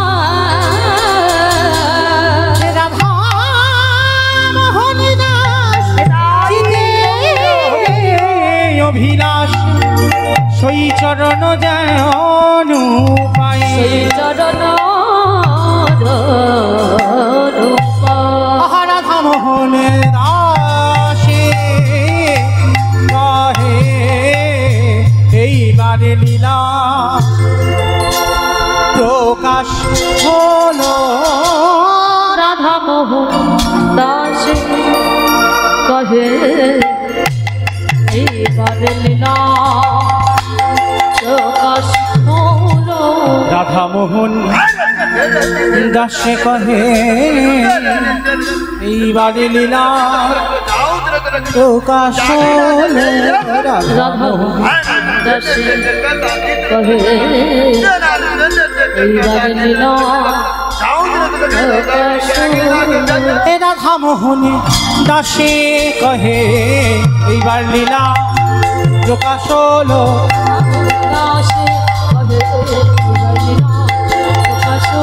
রাধা মোহন দাসে বলে এইবার লীলা প্রকাশ হলো। এইবার লীলার প্রকাশ হলো। রাধা মোহন শ্রীকৃষ্ণের যতে কো খেলা সর্বোত্তম নরলীলা নর পূজাহরেশ্বর গোপবেশ বিলোকর নাম নিত্য কৈশোর নটবা নরলীলা তাহারি সেই বৃন্দাবন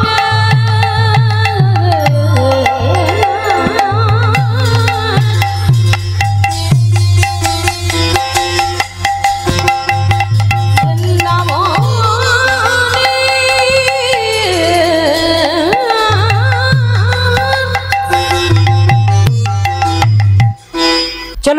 আমরা সবাই উফ তারগুলো বেরিয়ে আছে না।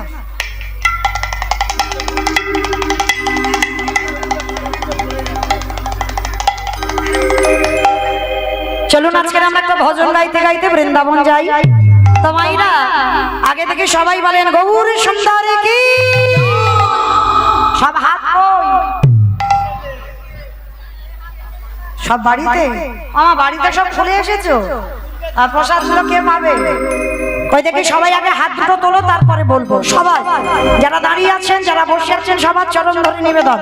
কই আমার দাদা ভাইরা যারা দাঁড়িয়ে আছেন সবাই এইদিকে একসঙ্গে। ও মা মাঝে মাঝে ধসে যাচ্ছে কেন? সব তোলো দেখি সব।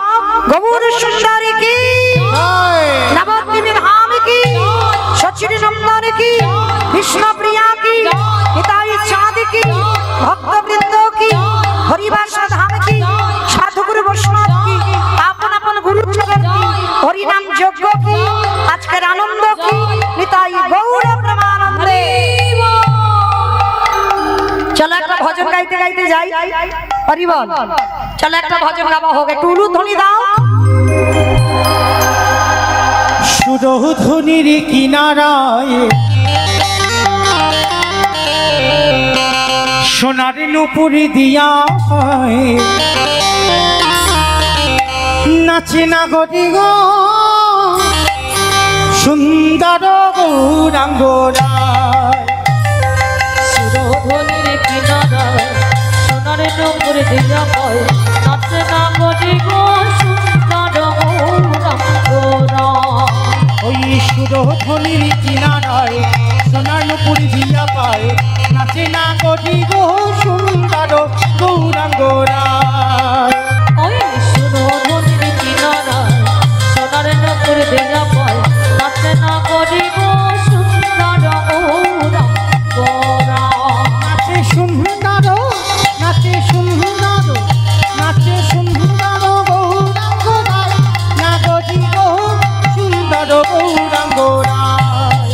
ওই সুরধ্বনির কিনারায় সোনার নুপুর দিয়া পায় নাচে না গরি গো সুন্দর গৌরাঙ্গরায়।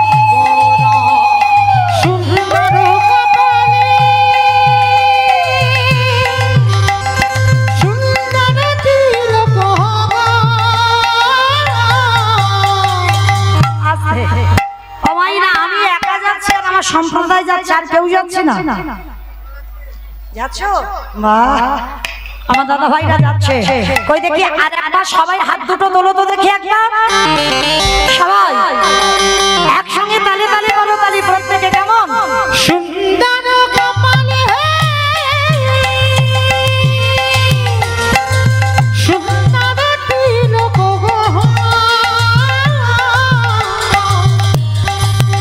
ওই সুন্দর কপালে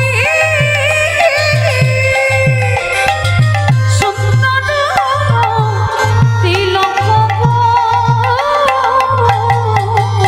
আহা সুন্দর খান, আহা সুন্দর খান, আহা সুন্দর খান নাগরি গায়, নাগরি গো সুন্দর গৌরাঙ্গরায়। ওই সুরধ্বনির কিনারায় সোনার নুপুর দিয়া পায় নাচে না গরি গো সুন্দর গৌরাঙ্গরায়। নিতাই গৌর হরি বল, হরি বল, হরি বল। সোনার নুপুরি দিয়া পায় নাচে না গরি গো সুন্দর গৌরাঙ্গরায়। আহা সুন্দর গৌরাঙ্গরায়, আহা সুন্দর গৌরাঙ্গরায়। প্রেম সে বলো রাধা রানী কি। আমার জয়টা কেউ বলছো? এ তো রাস্তার উপরে ওঠেনি, এইটুকু রাস্তা, একটু জোরে দিতে হবে। বলো রাধা রানী কি, বৃন্দাবনেশ্বরী কি, যমুনা মাইয়া কি, নন্দ গাঁও কি, ওচা গাঁও কি, বর্ষা নব কি, ভক্তবৃন্দ কি, হরিবাসন ধাম কি, সাধুগুরু বৈষ্ণব কি, আপন আপন গুরু চরণ কি, নিতাই গৌর প্রেমানন্দে।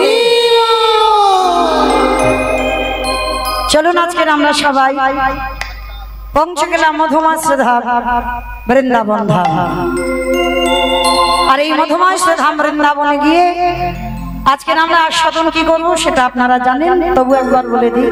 রাধারানীর সূর্য পূজা, শ্রীমতী রাধারানী আমার ওই ভরে দুপুর বেলা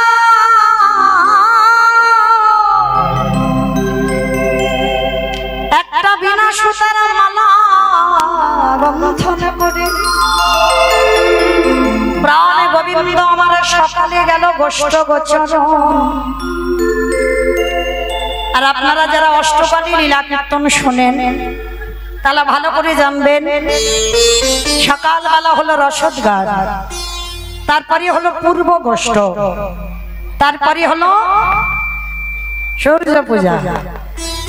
তাহলে সকালের বাবা গোষ্ঠে কিন্তু মিলনও নয়, মিলন এই এখন হবে দুপুর বেলায় সূর্য পূজার মন্দিরে, আরবার একেবারে মিলন হবে, গোষ্ঠেও মিলন নয়, এরপরেও মিলন নয়, রূপেও মিলন নয়, একেবারে রাসে মিলন।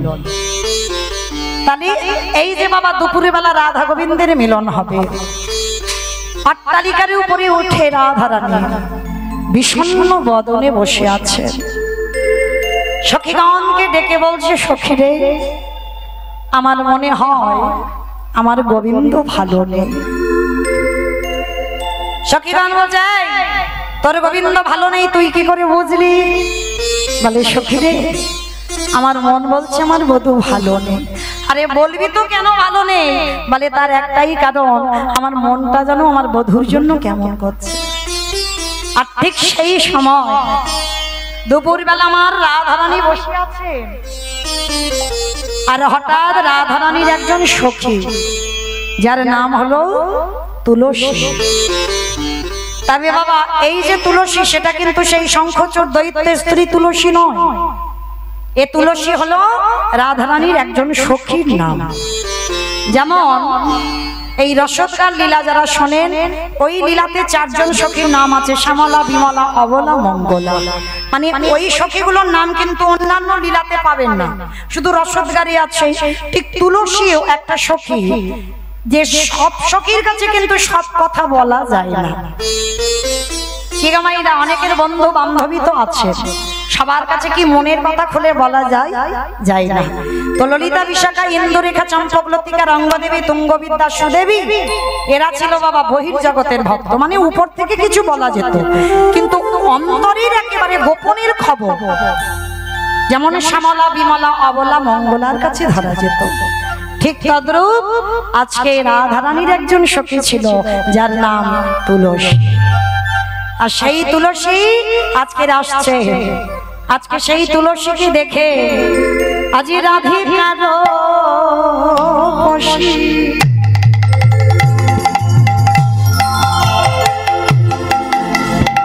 লইয়া তুলসী কাহায়ে মধুর কথা সুরে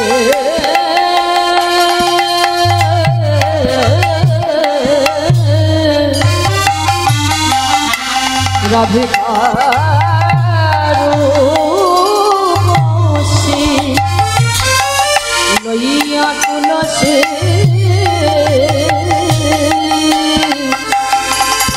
আহা কহয়ে মধুর কথা কতই কাননে গবন করা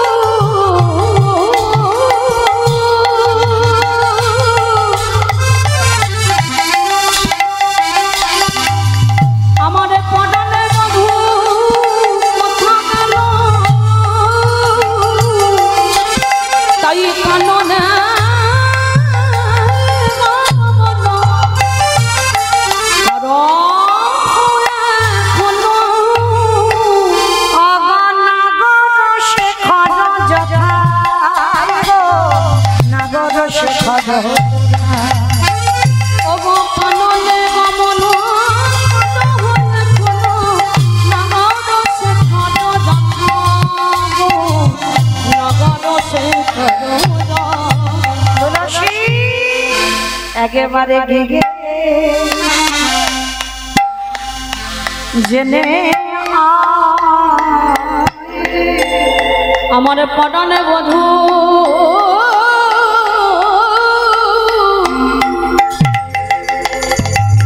কেমন আছে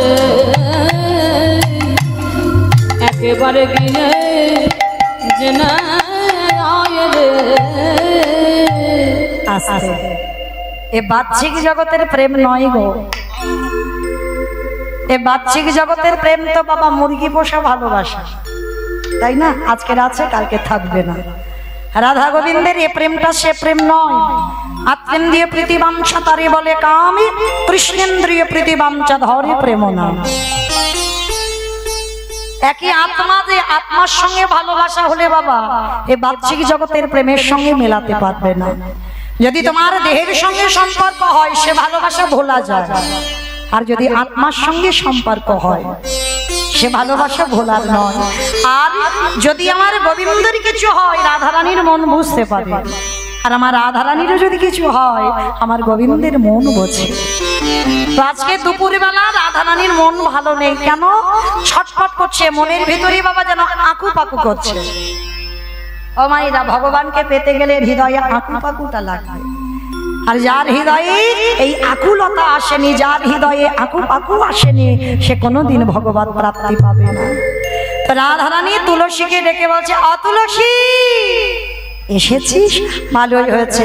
অতুলসী একটা কথা বলবো, জানা একবার তুই এই দুপুরবেলা আমার বধূ কেমন আছে তুই খবরটা এনে দে। বলে, আরে তোর কি মাথা খারাপ? হ্যাঁ, এই ভর দুপুর বেলা আমি যাব তোর বধূর সঙ্গে দেখা করতে? হ্যাঁ, তুই ভালো করে তো জানিস একে বলে কৃষ্ণ কলঙ্কিনী। পাড়া প্রতিবেশীরা কত পরমাদি পদে ওরে তুলসী রে, ওরে তুলসী রে, আমাকে কৃষ্ণ বলে কাঁদিতে দেয় না, কৃষ্ণ বলে কাঁদিতে দেয় না। আবার কালো মেঘের পানে চাহিতে দেয় না, আমার যমুনার জলে আনতে দেয় না, যমুনার জল আনতে দেয় না। তার উপরে এই ভোরে আজকে দুপুর বেলা তুই বলছিস তোর বধূর সঙ্গে দেখা করব, আমি পারবো না যেতে। রাধারানীর মুখটা ভার হয়ে গেছে, যাবি না তুলসী? না, আমি যেতে পারবো না। এই ভর দুপুর বেলা আমাকে কলঙ্কিনী বলবে, আমি তোর বধূর সঙ্গে দেখা করতে পারবো না। আর রাধারানী যেই না বদনটা ভার করেছে, সঙ্গে সঙ্গে বলছে ঠিক আছে ঠিক আছে। তুলসী বলছে ঠিক আছে, তোর মুখ ভার করতে হবে না, আমি যাব। তুই যাবি? তবে সখী শোন, যাবি যা, তবে মনে রাখিস কৃষ্ণ নাম হরি নাম বড়ই মধু, বড়ই মধু। ওগো যে জনা কৃষ্ণ ভজে সেই বড় আস্তে। আমাইরা কেউ প্রেম প্রেম করেছো এখানে? সবাই করেছে, বাহ, এই একটা উত্তম কথা বলেছে, সবাই করেছে। আচ্ছা, এখানে আগে একবার হাত তুলে দেখাও তো দেখি কার দুটো করে স্বামী আছে। যার দুটো স্বামী আছে একবার হাত তোলো। দেখেছো, ভয় পাচ্ছে যদি জানাজানি হয়ে যায়। এইদিকে কার আছে দুটো স্বামী, একবার হাত তোলো। সব আছে? তোমাদের একটা? বাহ, এই জগতের সঙ্গে সাথে সবাই এখানে নারী, কেউ পুরুষ নয়। বাবা যখন মীরাবাই সনাতন গোস্বামীর সঙ্গে দেখা করতে গিয়েছিল, সনাতন গোস্বামী বলেছিল আমি নারীর সঙ্গে দেখা করি না। মীরাবাই প্রশ্ন করেছিল তোমাদের বাবাজিকে খবর দাও, এ জগতে একজনই পুরুষ, যিনি হলেন আমার অনাদির আদি গোবিন্দ। এতে চাংশকলা বংশ কৃষ্ণেস্তু ভগবান স্বয়ং। আর যা যা জগতে দেখতে পাচ্ছ আমরা সবাই নারী। আর নারী জগতে সতী সেই হয় যারে যারে দুইটি করে পতি, এক হলো ঘরের পতি আর এক হলো বাইরের পতি। এ জগতে তারাই তো হয় সতী নারী মায়ের প্রতি প্রমাণিত হয় সতী নারী। আসলে তাহলে মায়েরা যখনই কীর্তনিয়ারা বলবে কার দুটো করে স্বামী আছে সবাই অন্তত হাতটা তুলো। সবার দুটো করে প্রতি একটা, ঘরের প্রতি একটা, বাইরের প্রতি। ঘরের প্রতি হলো অনাদিরাদি গোবিন্দ, আর বাইরের প্রতি অগ্নি সাক্ষী করে বাবা যার হাতে তুলে দিল ওইটা হলো বাইরের প্রতি। নিতাই গৌর প্রেমানন্দে হরি বল, হরি বল। আরে যে ঘরের প্রতি ভালোবেসে যে বাইরের প্রতি ভালোবাসে তবে তো জগৎ সংসারে সেই হয় প্রকৃত নারী। আজকে জগৎ সংসারে লক্ষ্য করে দেখেন রাধারানী বলছে তুলসী আমার বধূর সঙ্গে দেখা করবি কর, কিন্তু মনে রাখিস নারীর মান যেন বজায়, মান যেন বজায় থাকে, মান যেন বজায় থাকে। মান যেন বজায় থাকে। আমার একটা কথা শিখিয়ে দিয়ে যায়, কারণ যাই প্রেম টেম করি না কেন কেউ তো বলবো না। তবে শোনো একটা কথা বলি, তুমি যদি কাউকে ভালোবাসো কিন্তু মনে রেখো তুমি যে এতটাই ভালোবাসো তুমি মনে রেখো সেটা যেন সে বুঝতে না পারে। হ্যাঁ, এইটা আগে জানতে হবে, সে যেন বুঝতে না পারে। তাই রাধারানী ললিতা, আজকে ললিতা তুলসী ওদেরকে শিক্ষা দিচ্ছে তুই যাবি যা, কিন্তু মনে রাখিস নারীর মান যেন বজায়, মান যেন বজায় থাকে, তুইও নারী আমিও নারী। মান যেন বজায় থাকে। দুটো মানে হচ্ছে তুই ও নারী আমিও নারী। তাহলে আমরা সবাই তো একজনের, তাহলে সবাই যখন একজনের, এবার একটা কথা বলি, আমার একটা কথা বলি, কারণ যারা যারা সিরিয়াল টিরিয়াল দেখো, আচ্ছা বলো তো আধ ঘন্টা কি সিরিয়াল হয়? হ্যাঁ, ব্রেক নিতে হবে। সে যদি ইচ্ছা নাও হয় বাবা বসে থাকতেই হবে, কারণ ওই বিজ্ঞাপন যারা দিচ্ছে ওরাই তো ওই সিরিয়ালটা চালাচ্ছে, তাই না? তাহলে এতক্ষণ কীর্তন হলো, আপনাদের জন্য একটুখানি ব্রেক দিতেই হবে, তাই না? যাদের যাদের জন্য আমার এই অনুষ্ঠানটা। চলো আজকের এই সূর্য পূজার আসর, আপনারা জানেন এই আসরটা হলো মানতের আসর। এই আসরে যারা যারা প্রকৃত মন প্রাণ দিয়ে আমার রাধারানী সূর্য পূজার আসরে মানত করে তার মনোবাসনা অবশ্যই পূর্ণ হয়ে যায়। তো মনে রেখো মা, আমার এই দাদা ভাইরা দিদি ভাইরা, আমার দাদা ভাই থেকে দিদি ভাইরা নাকি বেশি পরিশ্রম করেছে। যাই হোক, অনেক কষ্ট করে অনেক পথ পরিশ্রম করে এই হরিনাম যজ্ঞের আয়োজনটা করেছেন। তার জন্য আপনাদের চরণে আমার এই দিদি ভাইরা প্রত্যেকে আপনাদের কাছে যাবে। তো যার যেমন সামর্থ্য, যার যেমন ক্ষমতা আছে আপনারা আমার দিদি ভাইদের আঁচলে দান করবেন। তো যাই হোক, দেখতে দেখতে 2 বছর হয়ে গেল আপনাদের চরণে আসা। তো আমিও আমার এই কমিটি দাদা ভাইদের সঙ্গে যুক্ত থেকে আপনাদের কাছে এই অধম কীর্তনিয়া একটু আঁচল পেতে দাঁড়ালো। যদি কারোর সামর্থ্য থাকে অবশ্যই আমার ভিক্ষার ঝোলাতে এসে আমার গোবিন্দ সেবার জন্য আমার রাধারানীর সূর্য পূজার আসরে কিছু মনের আশা জানিয়ে যান। আমার বিশ্বাস আমার রাধারানী অবশ্যই তার মনের আশা পূর্ণ করে দেবেন। নিতাই গৌর প্রেমানন্দে হরি বল। বেশ, এখানে দাও যে রাধে, আমার থালাতে দাও, থালাতে দাও। আমার এই দিদি ভাই এসেছে, একটু নাম বল। জয় রাধে তুলসী হালদার। যাই হোক, যে তুলসীর নিয়ে এতক্ষণ আলোচনা হচ্ছে, যাই হোক সখী তুলসী এসেই গেছে আগে। সেই তুলসী হালদার তিনি 100 টাকা আমার গোবিন্দ সেবার জন্য রাধারানীর সূর্য পূজার আসরে দিয়েছেন। প্রেম সে একবার বলো নিতাই গৌর প্রেমানন্দে হরি বল, হরি বল।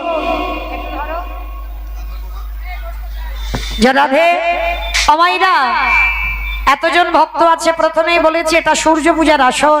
প্রকৃত যদি কেউ মনে প্রাণে আমার রাধারানীর কাছে মানত করে, আমার রাধারানী তার মনের আশা পূর্ণ করে দেন। যা রাধে, কি নাম দিদি ভাই?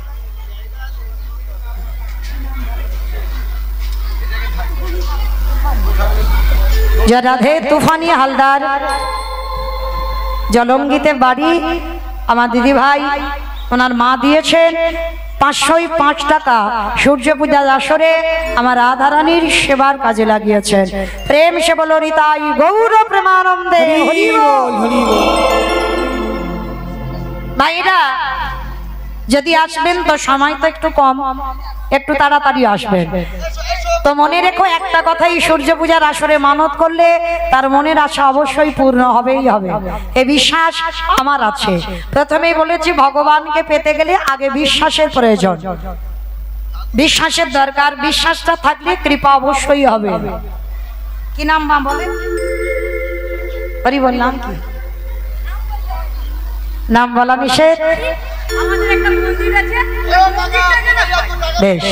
আমার এক দিদি ভাই ভগবানের কাছে চাইলে অন্য কিছু নয়, ভগবানের একটা মন্দির করতে চায়, মন্দিরটা যেন পূর্ণ হয়, তার জন্য রাধারানীর চরণে 100 টাকা দিয়ে মানত করলেন। বাবু হালদার 501 টাকা সূর্য পূজায় আমার রাধারানীর সেবায় দিয়েছেন। প্রেম সে বলো নিতাই গৌর প্রেমানন্দে হরি বল হরি বল। আমাইরা সবাই এই শুধু 500 500 500, একটু বড় মতো 1000 হবে না? এতজন মায়েরা দিদি ভাইরা দাদা ভাইরা আছে, যদি কেউ পারেন অন্তত, আমি 5টা পর্যন্ত আছি, যদি কেউ পারেন অন্তত 1000 টাকা আমার গোবিন্দ সেবার জন্য সূর্য পূজার আসরে দান করলে সে দান কোনোদিন বিফল হয় না। আসেন এদিকে আসেন।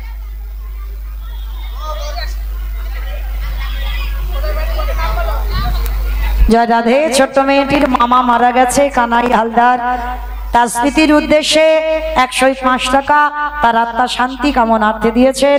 প্রেম সে বলো নিতাই গৌর প্রেমানন্দে হরি বল।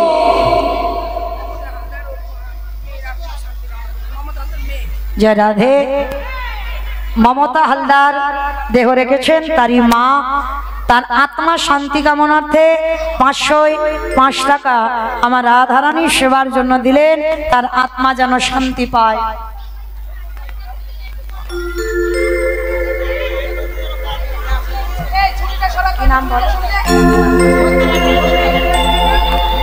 সুভাষ মন্ডলের নামে 100 টাকা সূর্য পূজার আসরে ভগবত সেবায় দিলেন।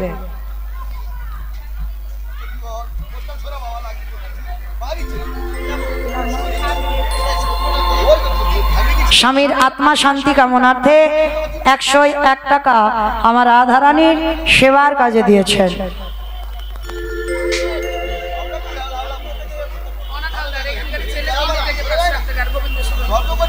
অনাথ হালদার 501 টাকা দিল্লি থাকেন, আমার এখন সূর্য পূজার আসরে 501 টাকা গোবিন্দ সেবায় দিলেন। চন্দন সরকার মহাশয়, কোথায় বাড়ি? পাকড়দিয়ায় বাড়ি, তিনি 500 টাকা আমার সূর্য পূজার আসরে দিয়েছেন। গোপাল হালদার আজ রাধারানীর সেবায় সূর্য পূজায় 700 টাকা আমার গোবিন্দ সেবার দিয়েছেন। প্রেম সে বলো নিতাই গৌর প্রেমানন্দে। কি নাম দিদি ভাই? নাম নাম বলা নিষেধ। 102 টাকা রাধারানী সূর্য পূজার আসরে দিলেন। নাম বলা নিষেধ। 100 টাকা আমার রাধারানী সূর্য পূজার আসরে আমার গোবিন্দ সেবার জন্য দিয়েছেন। প্রেম সে বলো নিতাই গৌর প্রেমানন্দে হরি বল হরি বল। আমাইরা 100 এলো, 50 এলো, 200 এলো, 500 এলো, 700 এলো, 1000 হবে না? মানে 700 পর্যন্ত গেল, কিন্তু এখনো 1000 হয়নি। সব 500 500 500 700 পর্যন্ত গেল। তো একজনও ভক্ত কেউ নেই অন্তত আমার সূর্য পূজায় রাধারানীর সেবায় অন্তত 1000 টাকা অন্তত দিতে পারে। যদি কেউ পারে অবশ্যই আমার রাধারানীর সেবার জন্য একটু কাজে দেন, কারণ ভিক্ষাই সম্বল। ভিক্ষা না করলে আমার এই অনুষ্ঠানটা চালানো অসম্ভব। তো তার জন্য যদি কেউ পারেন। এইবার একটা কথা,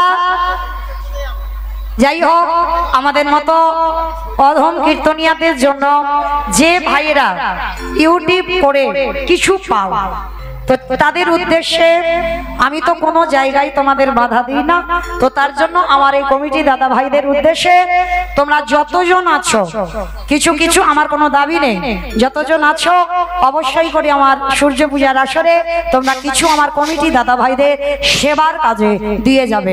কারণ বিনা অর্থে কোনো জিনিসই হয় না। তো তোমরা যে কীর্তনিয়াদের কীর্তন তুলে নিয়ে যাবে তাতে তোমাদেরও ভব পারাপারের কিছু প্রয়োজন, তার জন্য ভগবত সেবায় তাদের আমার কমিটি দাদাদের জন্য নয়, ভগবত সেবায় যারা যারা ইউটিউব করছো প্রত্যেকের কাছে নিবেদন কিছু এসে আমার ভগবত সেবার কাজে, কোনো দাবি নয়, ভগবত সেবায় অবশ্যই তোমরা কিছু এসে দিয়ে যাবে। নিতাই গৌর প্রেমানন্দে হরি বল হরি বল। বিশেষ করে মন্দির তৈরি হচ্ছে, অন্তত মন্দির তৈরির কাজে বেশ 100 টাকা। আর এক দিদি ভাই তো সূর্য পূজায় যদি নাও পারেন কেউ মন্দির নির্মাণ প্রকল্পে অন্তত আমার গোবিন্দ সেবায় কিছু দিয়ে যান, অন্তত এই খয়রামারির আসরে যেন একটা সুন্দর মন্দির তৈরি হয়, তার জন্য একটু হাত বাড়িয়ে দেন। কি নাম? দেবব্রত হালদার, ওর বাবার আত্মা শান্তি কামনার্থে 105 টাকা সূর্য পূজায় দিয়েছেন। রাধা গোবিন্দ সেবার জন্য, মন্দির নির্মাণের জন্য 100 টাকা আমার গোবিন্দ সেবায় দিয়েছেন। প্রেম সে বলো নিতাই গৌর প্রেমানন্দে হরি বল। আমায়রা কেউ তো আগে আসেন একটু বেশি কিছু নিয়ে, অন্তত মন্দির নির্মাণের জন্য, যেন এই খয়রামারিতে সুন্দর একটা মন্দির তৈরি হয়, সবাই যেন দর্শন করে অবশ্যই করে বলে যে সুন্দর একটা মন্দির তৈরি হয়েছে। তার জন্য আমি কীর্তনীয় আপনাদের কাছে ভিক্ষার আঁচল নিয়ে দাঁড়াচ্ছি, আপনারা অন্তত কিছু ভগবত সেবায় দিয়ে যান। 100 টাকা মাহি দিয়েছে ভগবত সেবার জন্য। সুব্রত মন্ডল স্বামীর নামে 105 টাকা আমার গোবিন্দ সেবার জন্য দিয়েছেন। প্রেম সে বলো নিতাই গৌর প্রেমানন্দে হরি বল। আমাইরা একজনও ভক্ত নেই যে অন্তত 1000 টাকা কেউ দিতে পারবে? এতজন ভক্তবৃন্দ আছেন, কেউ তো অন্তত আগিয়ে আসো, কেউ অন্তত আগিয়ে আসো, এসে অন্তত গোবিন্দ সেবার জন্য কিছু দিন।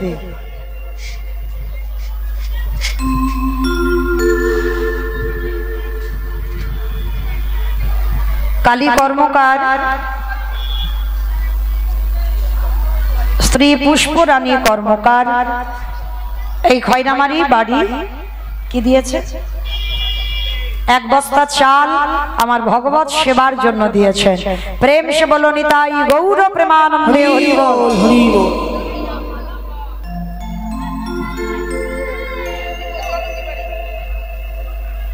ছেলের নাম রেখেছে রিয়ম, বেশ, জলঙ্গি বাড়ি 101 টাকা আমার গোবিন্দ সেবার কাজে দিয়েছেন।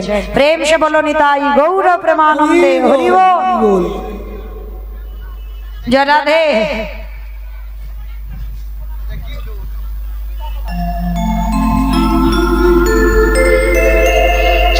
আমাইরা আর যারা আসতে পারছেন না তার জন্য আমার দিদি ভাইরা গেছেন, আমার প্রত্যেকটা ভক্তের কাছে নিবেদন এমন কিছু দিও যেন একটু ঝনঝন আওয়াজ টাওয়াজ না হয়।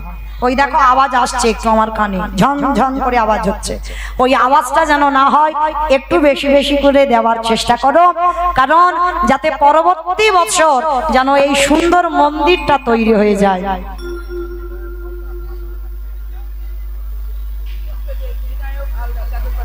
কোথায় বাড়ি? চাঁদের পাড়ায় বাড়ি।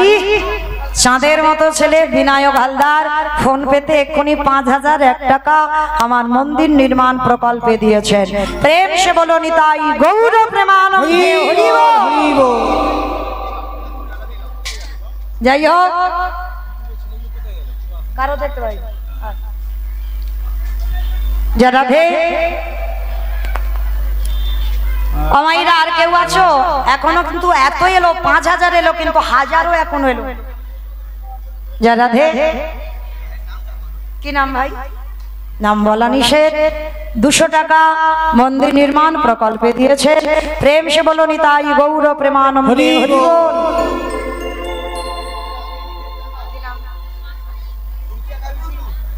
বিনয় মণ্ডল তিনি 200 টাকা সূর্য পূজার আসরে আজকে রাধারানী সেবায় মন্দির প্রকল্পে দান করেছেন। প্রেম সে বলো নিতাই গৌর প্রেমানন্দে হরি বল হরি বল। জয় রাধে। অমাইরা কেউ একজন ভক্ত নেই আমি 5টা পর্যন্ত থাকবো 1000 টাকা দেওয়ার জন্য।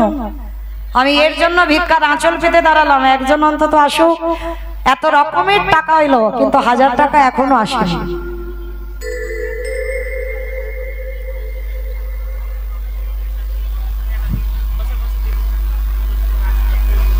জয় রাধে।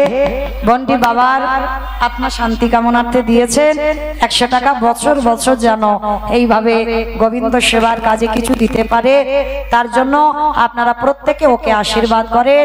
ওর যেন বাবার আত্মা শান্তি কামনার্থে যেন ভগবত প্রাপ্তি হয়। নিতাই গৌর প্রেমানন্দে হরি বল। আগের বছরও দিয়েছিল সূর্য পূজা। যতদিন পারবে ততদিন ও দিতে চায় যে এই সূর্য পূজার আসরগুলো।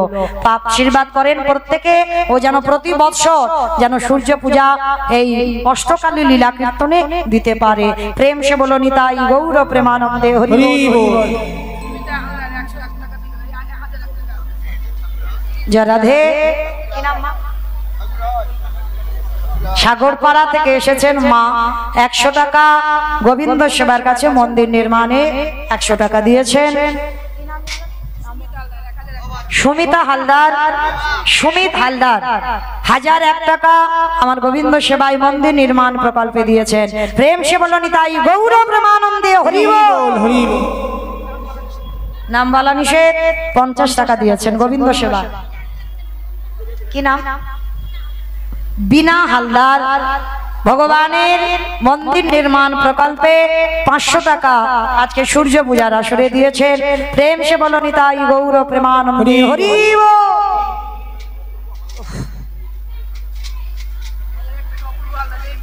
দেবীপুর বাড়ি অপূর্ব হালদার তিনি 1000 টাকা ফোন পেতে এই মুহূর্তে দিয়েছেন। প্রেম সে বলো নিতাই গৌর প্রেমানন্দে হরি বল হরি বল। আমাইরা এতজন ভক্ত বসে আছে, উঠছো না কেন গো? স্বামীর পকড় মেরে কিছু নিতে পারো? জয় রাধে জয় রাধে। মাইরা তো তাড়াহুড়ো করার নেই, এখনো আমি আছি 5টা পর্যন্ত। সবে 4টে বেজেছে, মানে 5টা পর্যন্ত আছি। যদি কেউ পারেন আগে আসবেন।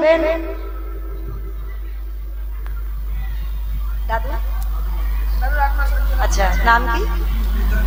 নিতাই মন্ডল। বাহ, দাদু নিতাই মন্ডল আত্মা শান্তি কামনার্থে 502 টাকা ভগবত সেবার কাজে মন্দির নির্মাণ প্রকল্পে দিয়েছেন।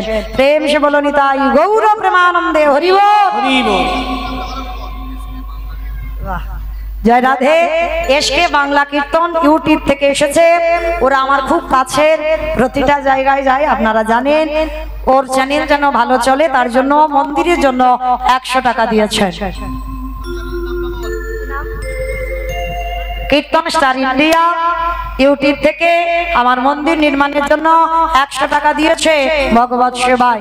প্রেম সে বলো নিতাই গৌর প্রেমানন্দে হরি বল। স্বামীর আত্মা শান্তি কামনার্থে গোবিন্দ মন্ডল তিনি দেহ রেখেছেন 102 টাকা মন্দির নির্মাণের জন্য দিয়েছেন। ইউটিভি আর অনেক ছেলেরা আছো, ভাইরা আছো, তোমরা কিন্তু আসবে। পরের দিন থেকে আর করতে দেওয়া হবে না, যারা না আসবে। কি নাম? কি চ্যানেল? কি ডিজে নীতিকা চ্যানেলের নাম। ভাইটি এসে ভগবত সেবার জন্য মন্দিরের জন্য 100 টাকা দিয়েছেন। প্রেম সে বলো নিতাই গৌর প্রেমানন্দে হরি বল। আর যারা যারা আসছো না, দ্বিতীয় দিন কিন্তু আর ইউটিউব করতে দেব না, দেওয়া হবে না, মনে থাকে জানো। প্রত্যেকের কে বলছি, কিন্তু যারা যারা এসেছো প্রত্যেকে আসবে আমার কাছে। আর আমার জন্য নয়, তোমরা ভালো করে জানো, কমিটির জন্য নয় সেটাও ভালো করে জানো। আমি চাই তোমাদেরও মঙ্গল হোক। গোবিন্দ সেবার জন্য যদি খেতে নাও পাও তবু গোবিন্দ সেবার কাজে আমার দান কিছু করতে হবে। নিতাই গৌর প্রেমানন্দে হরি বল হরি বল।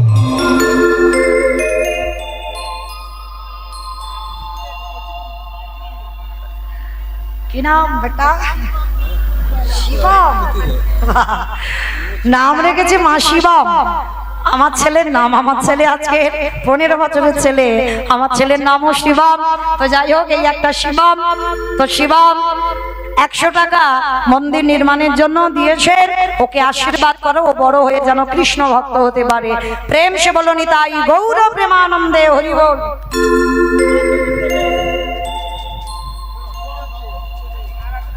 যে রাধে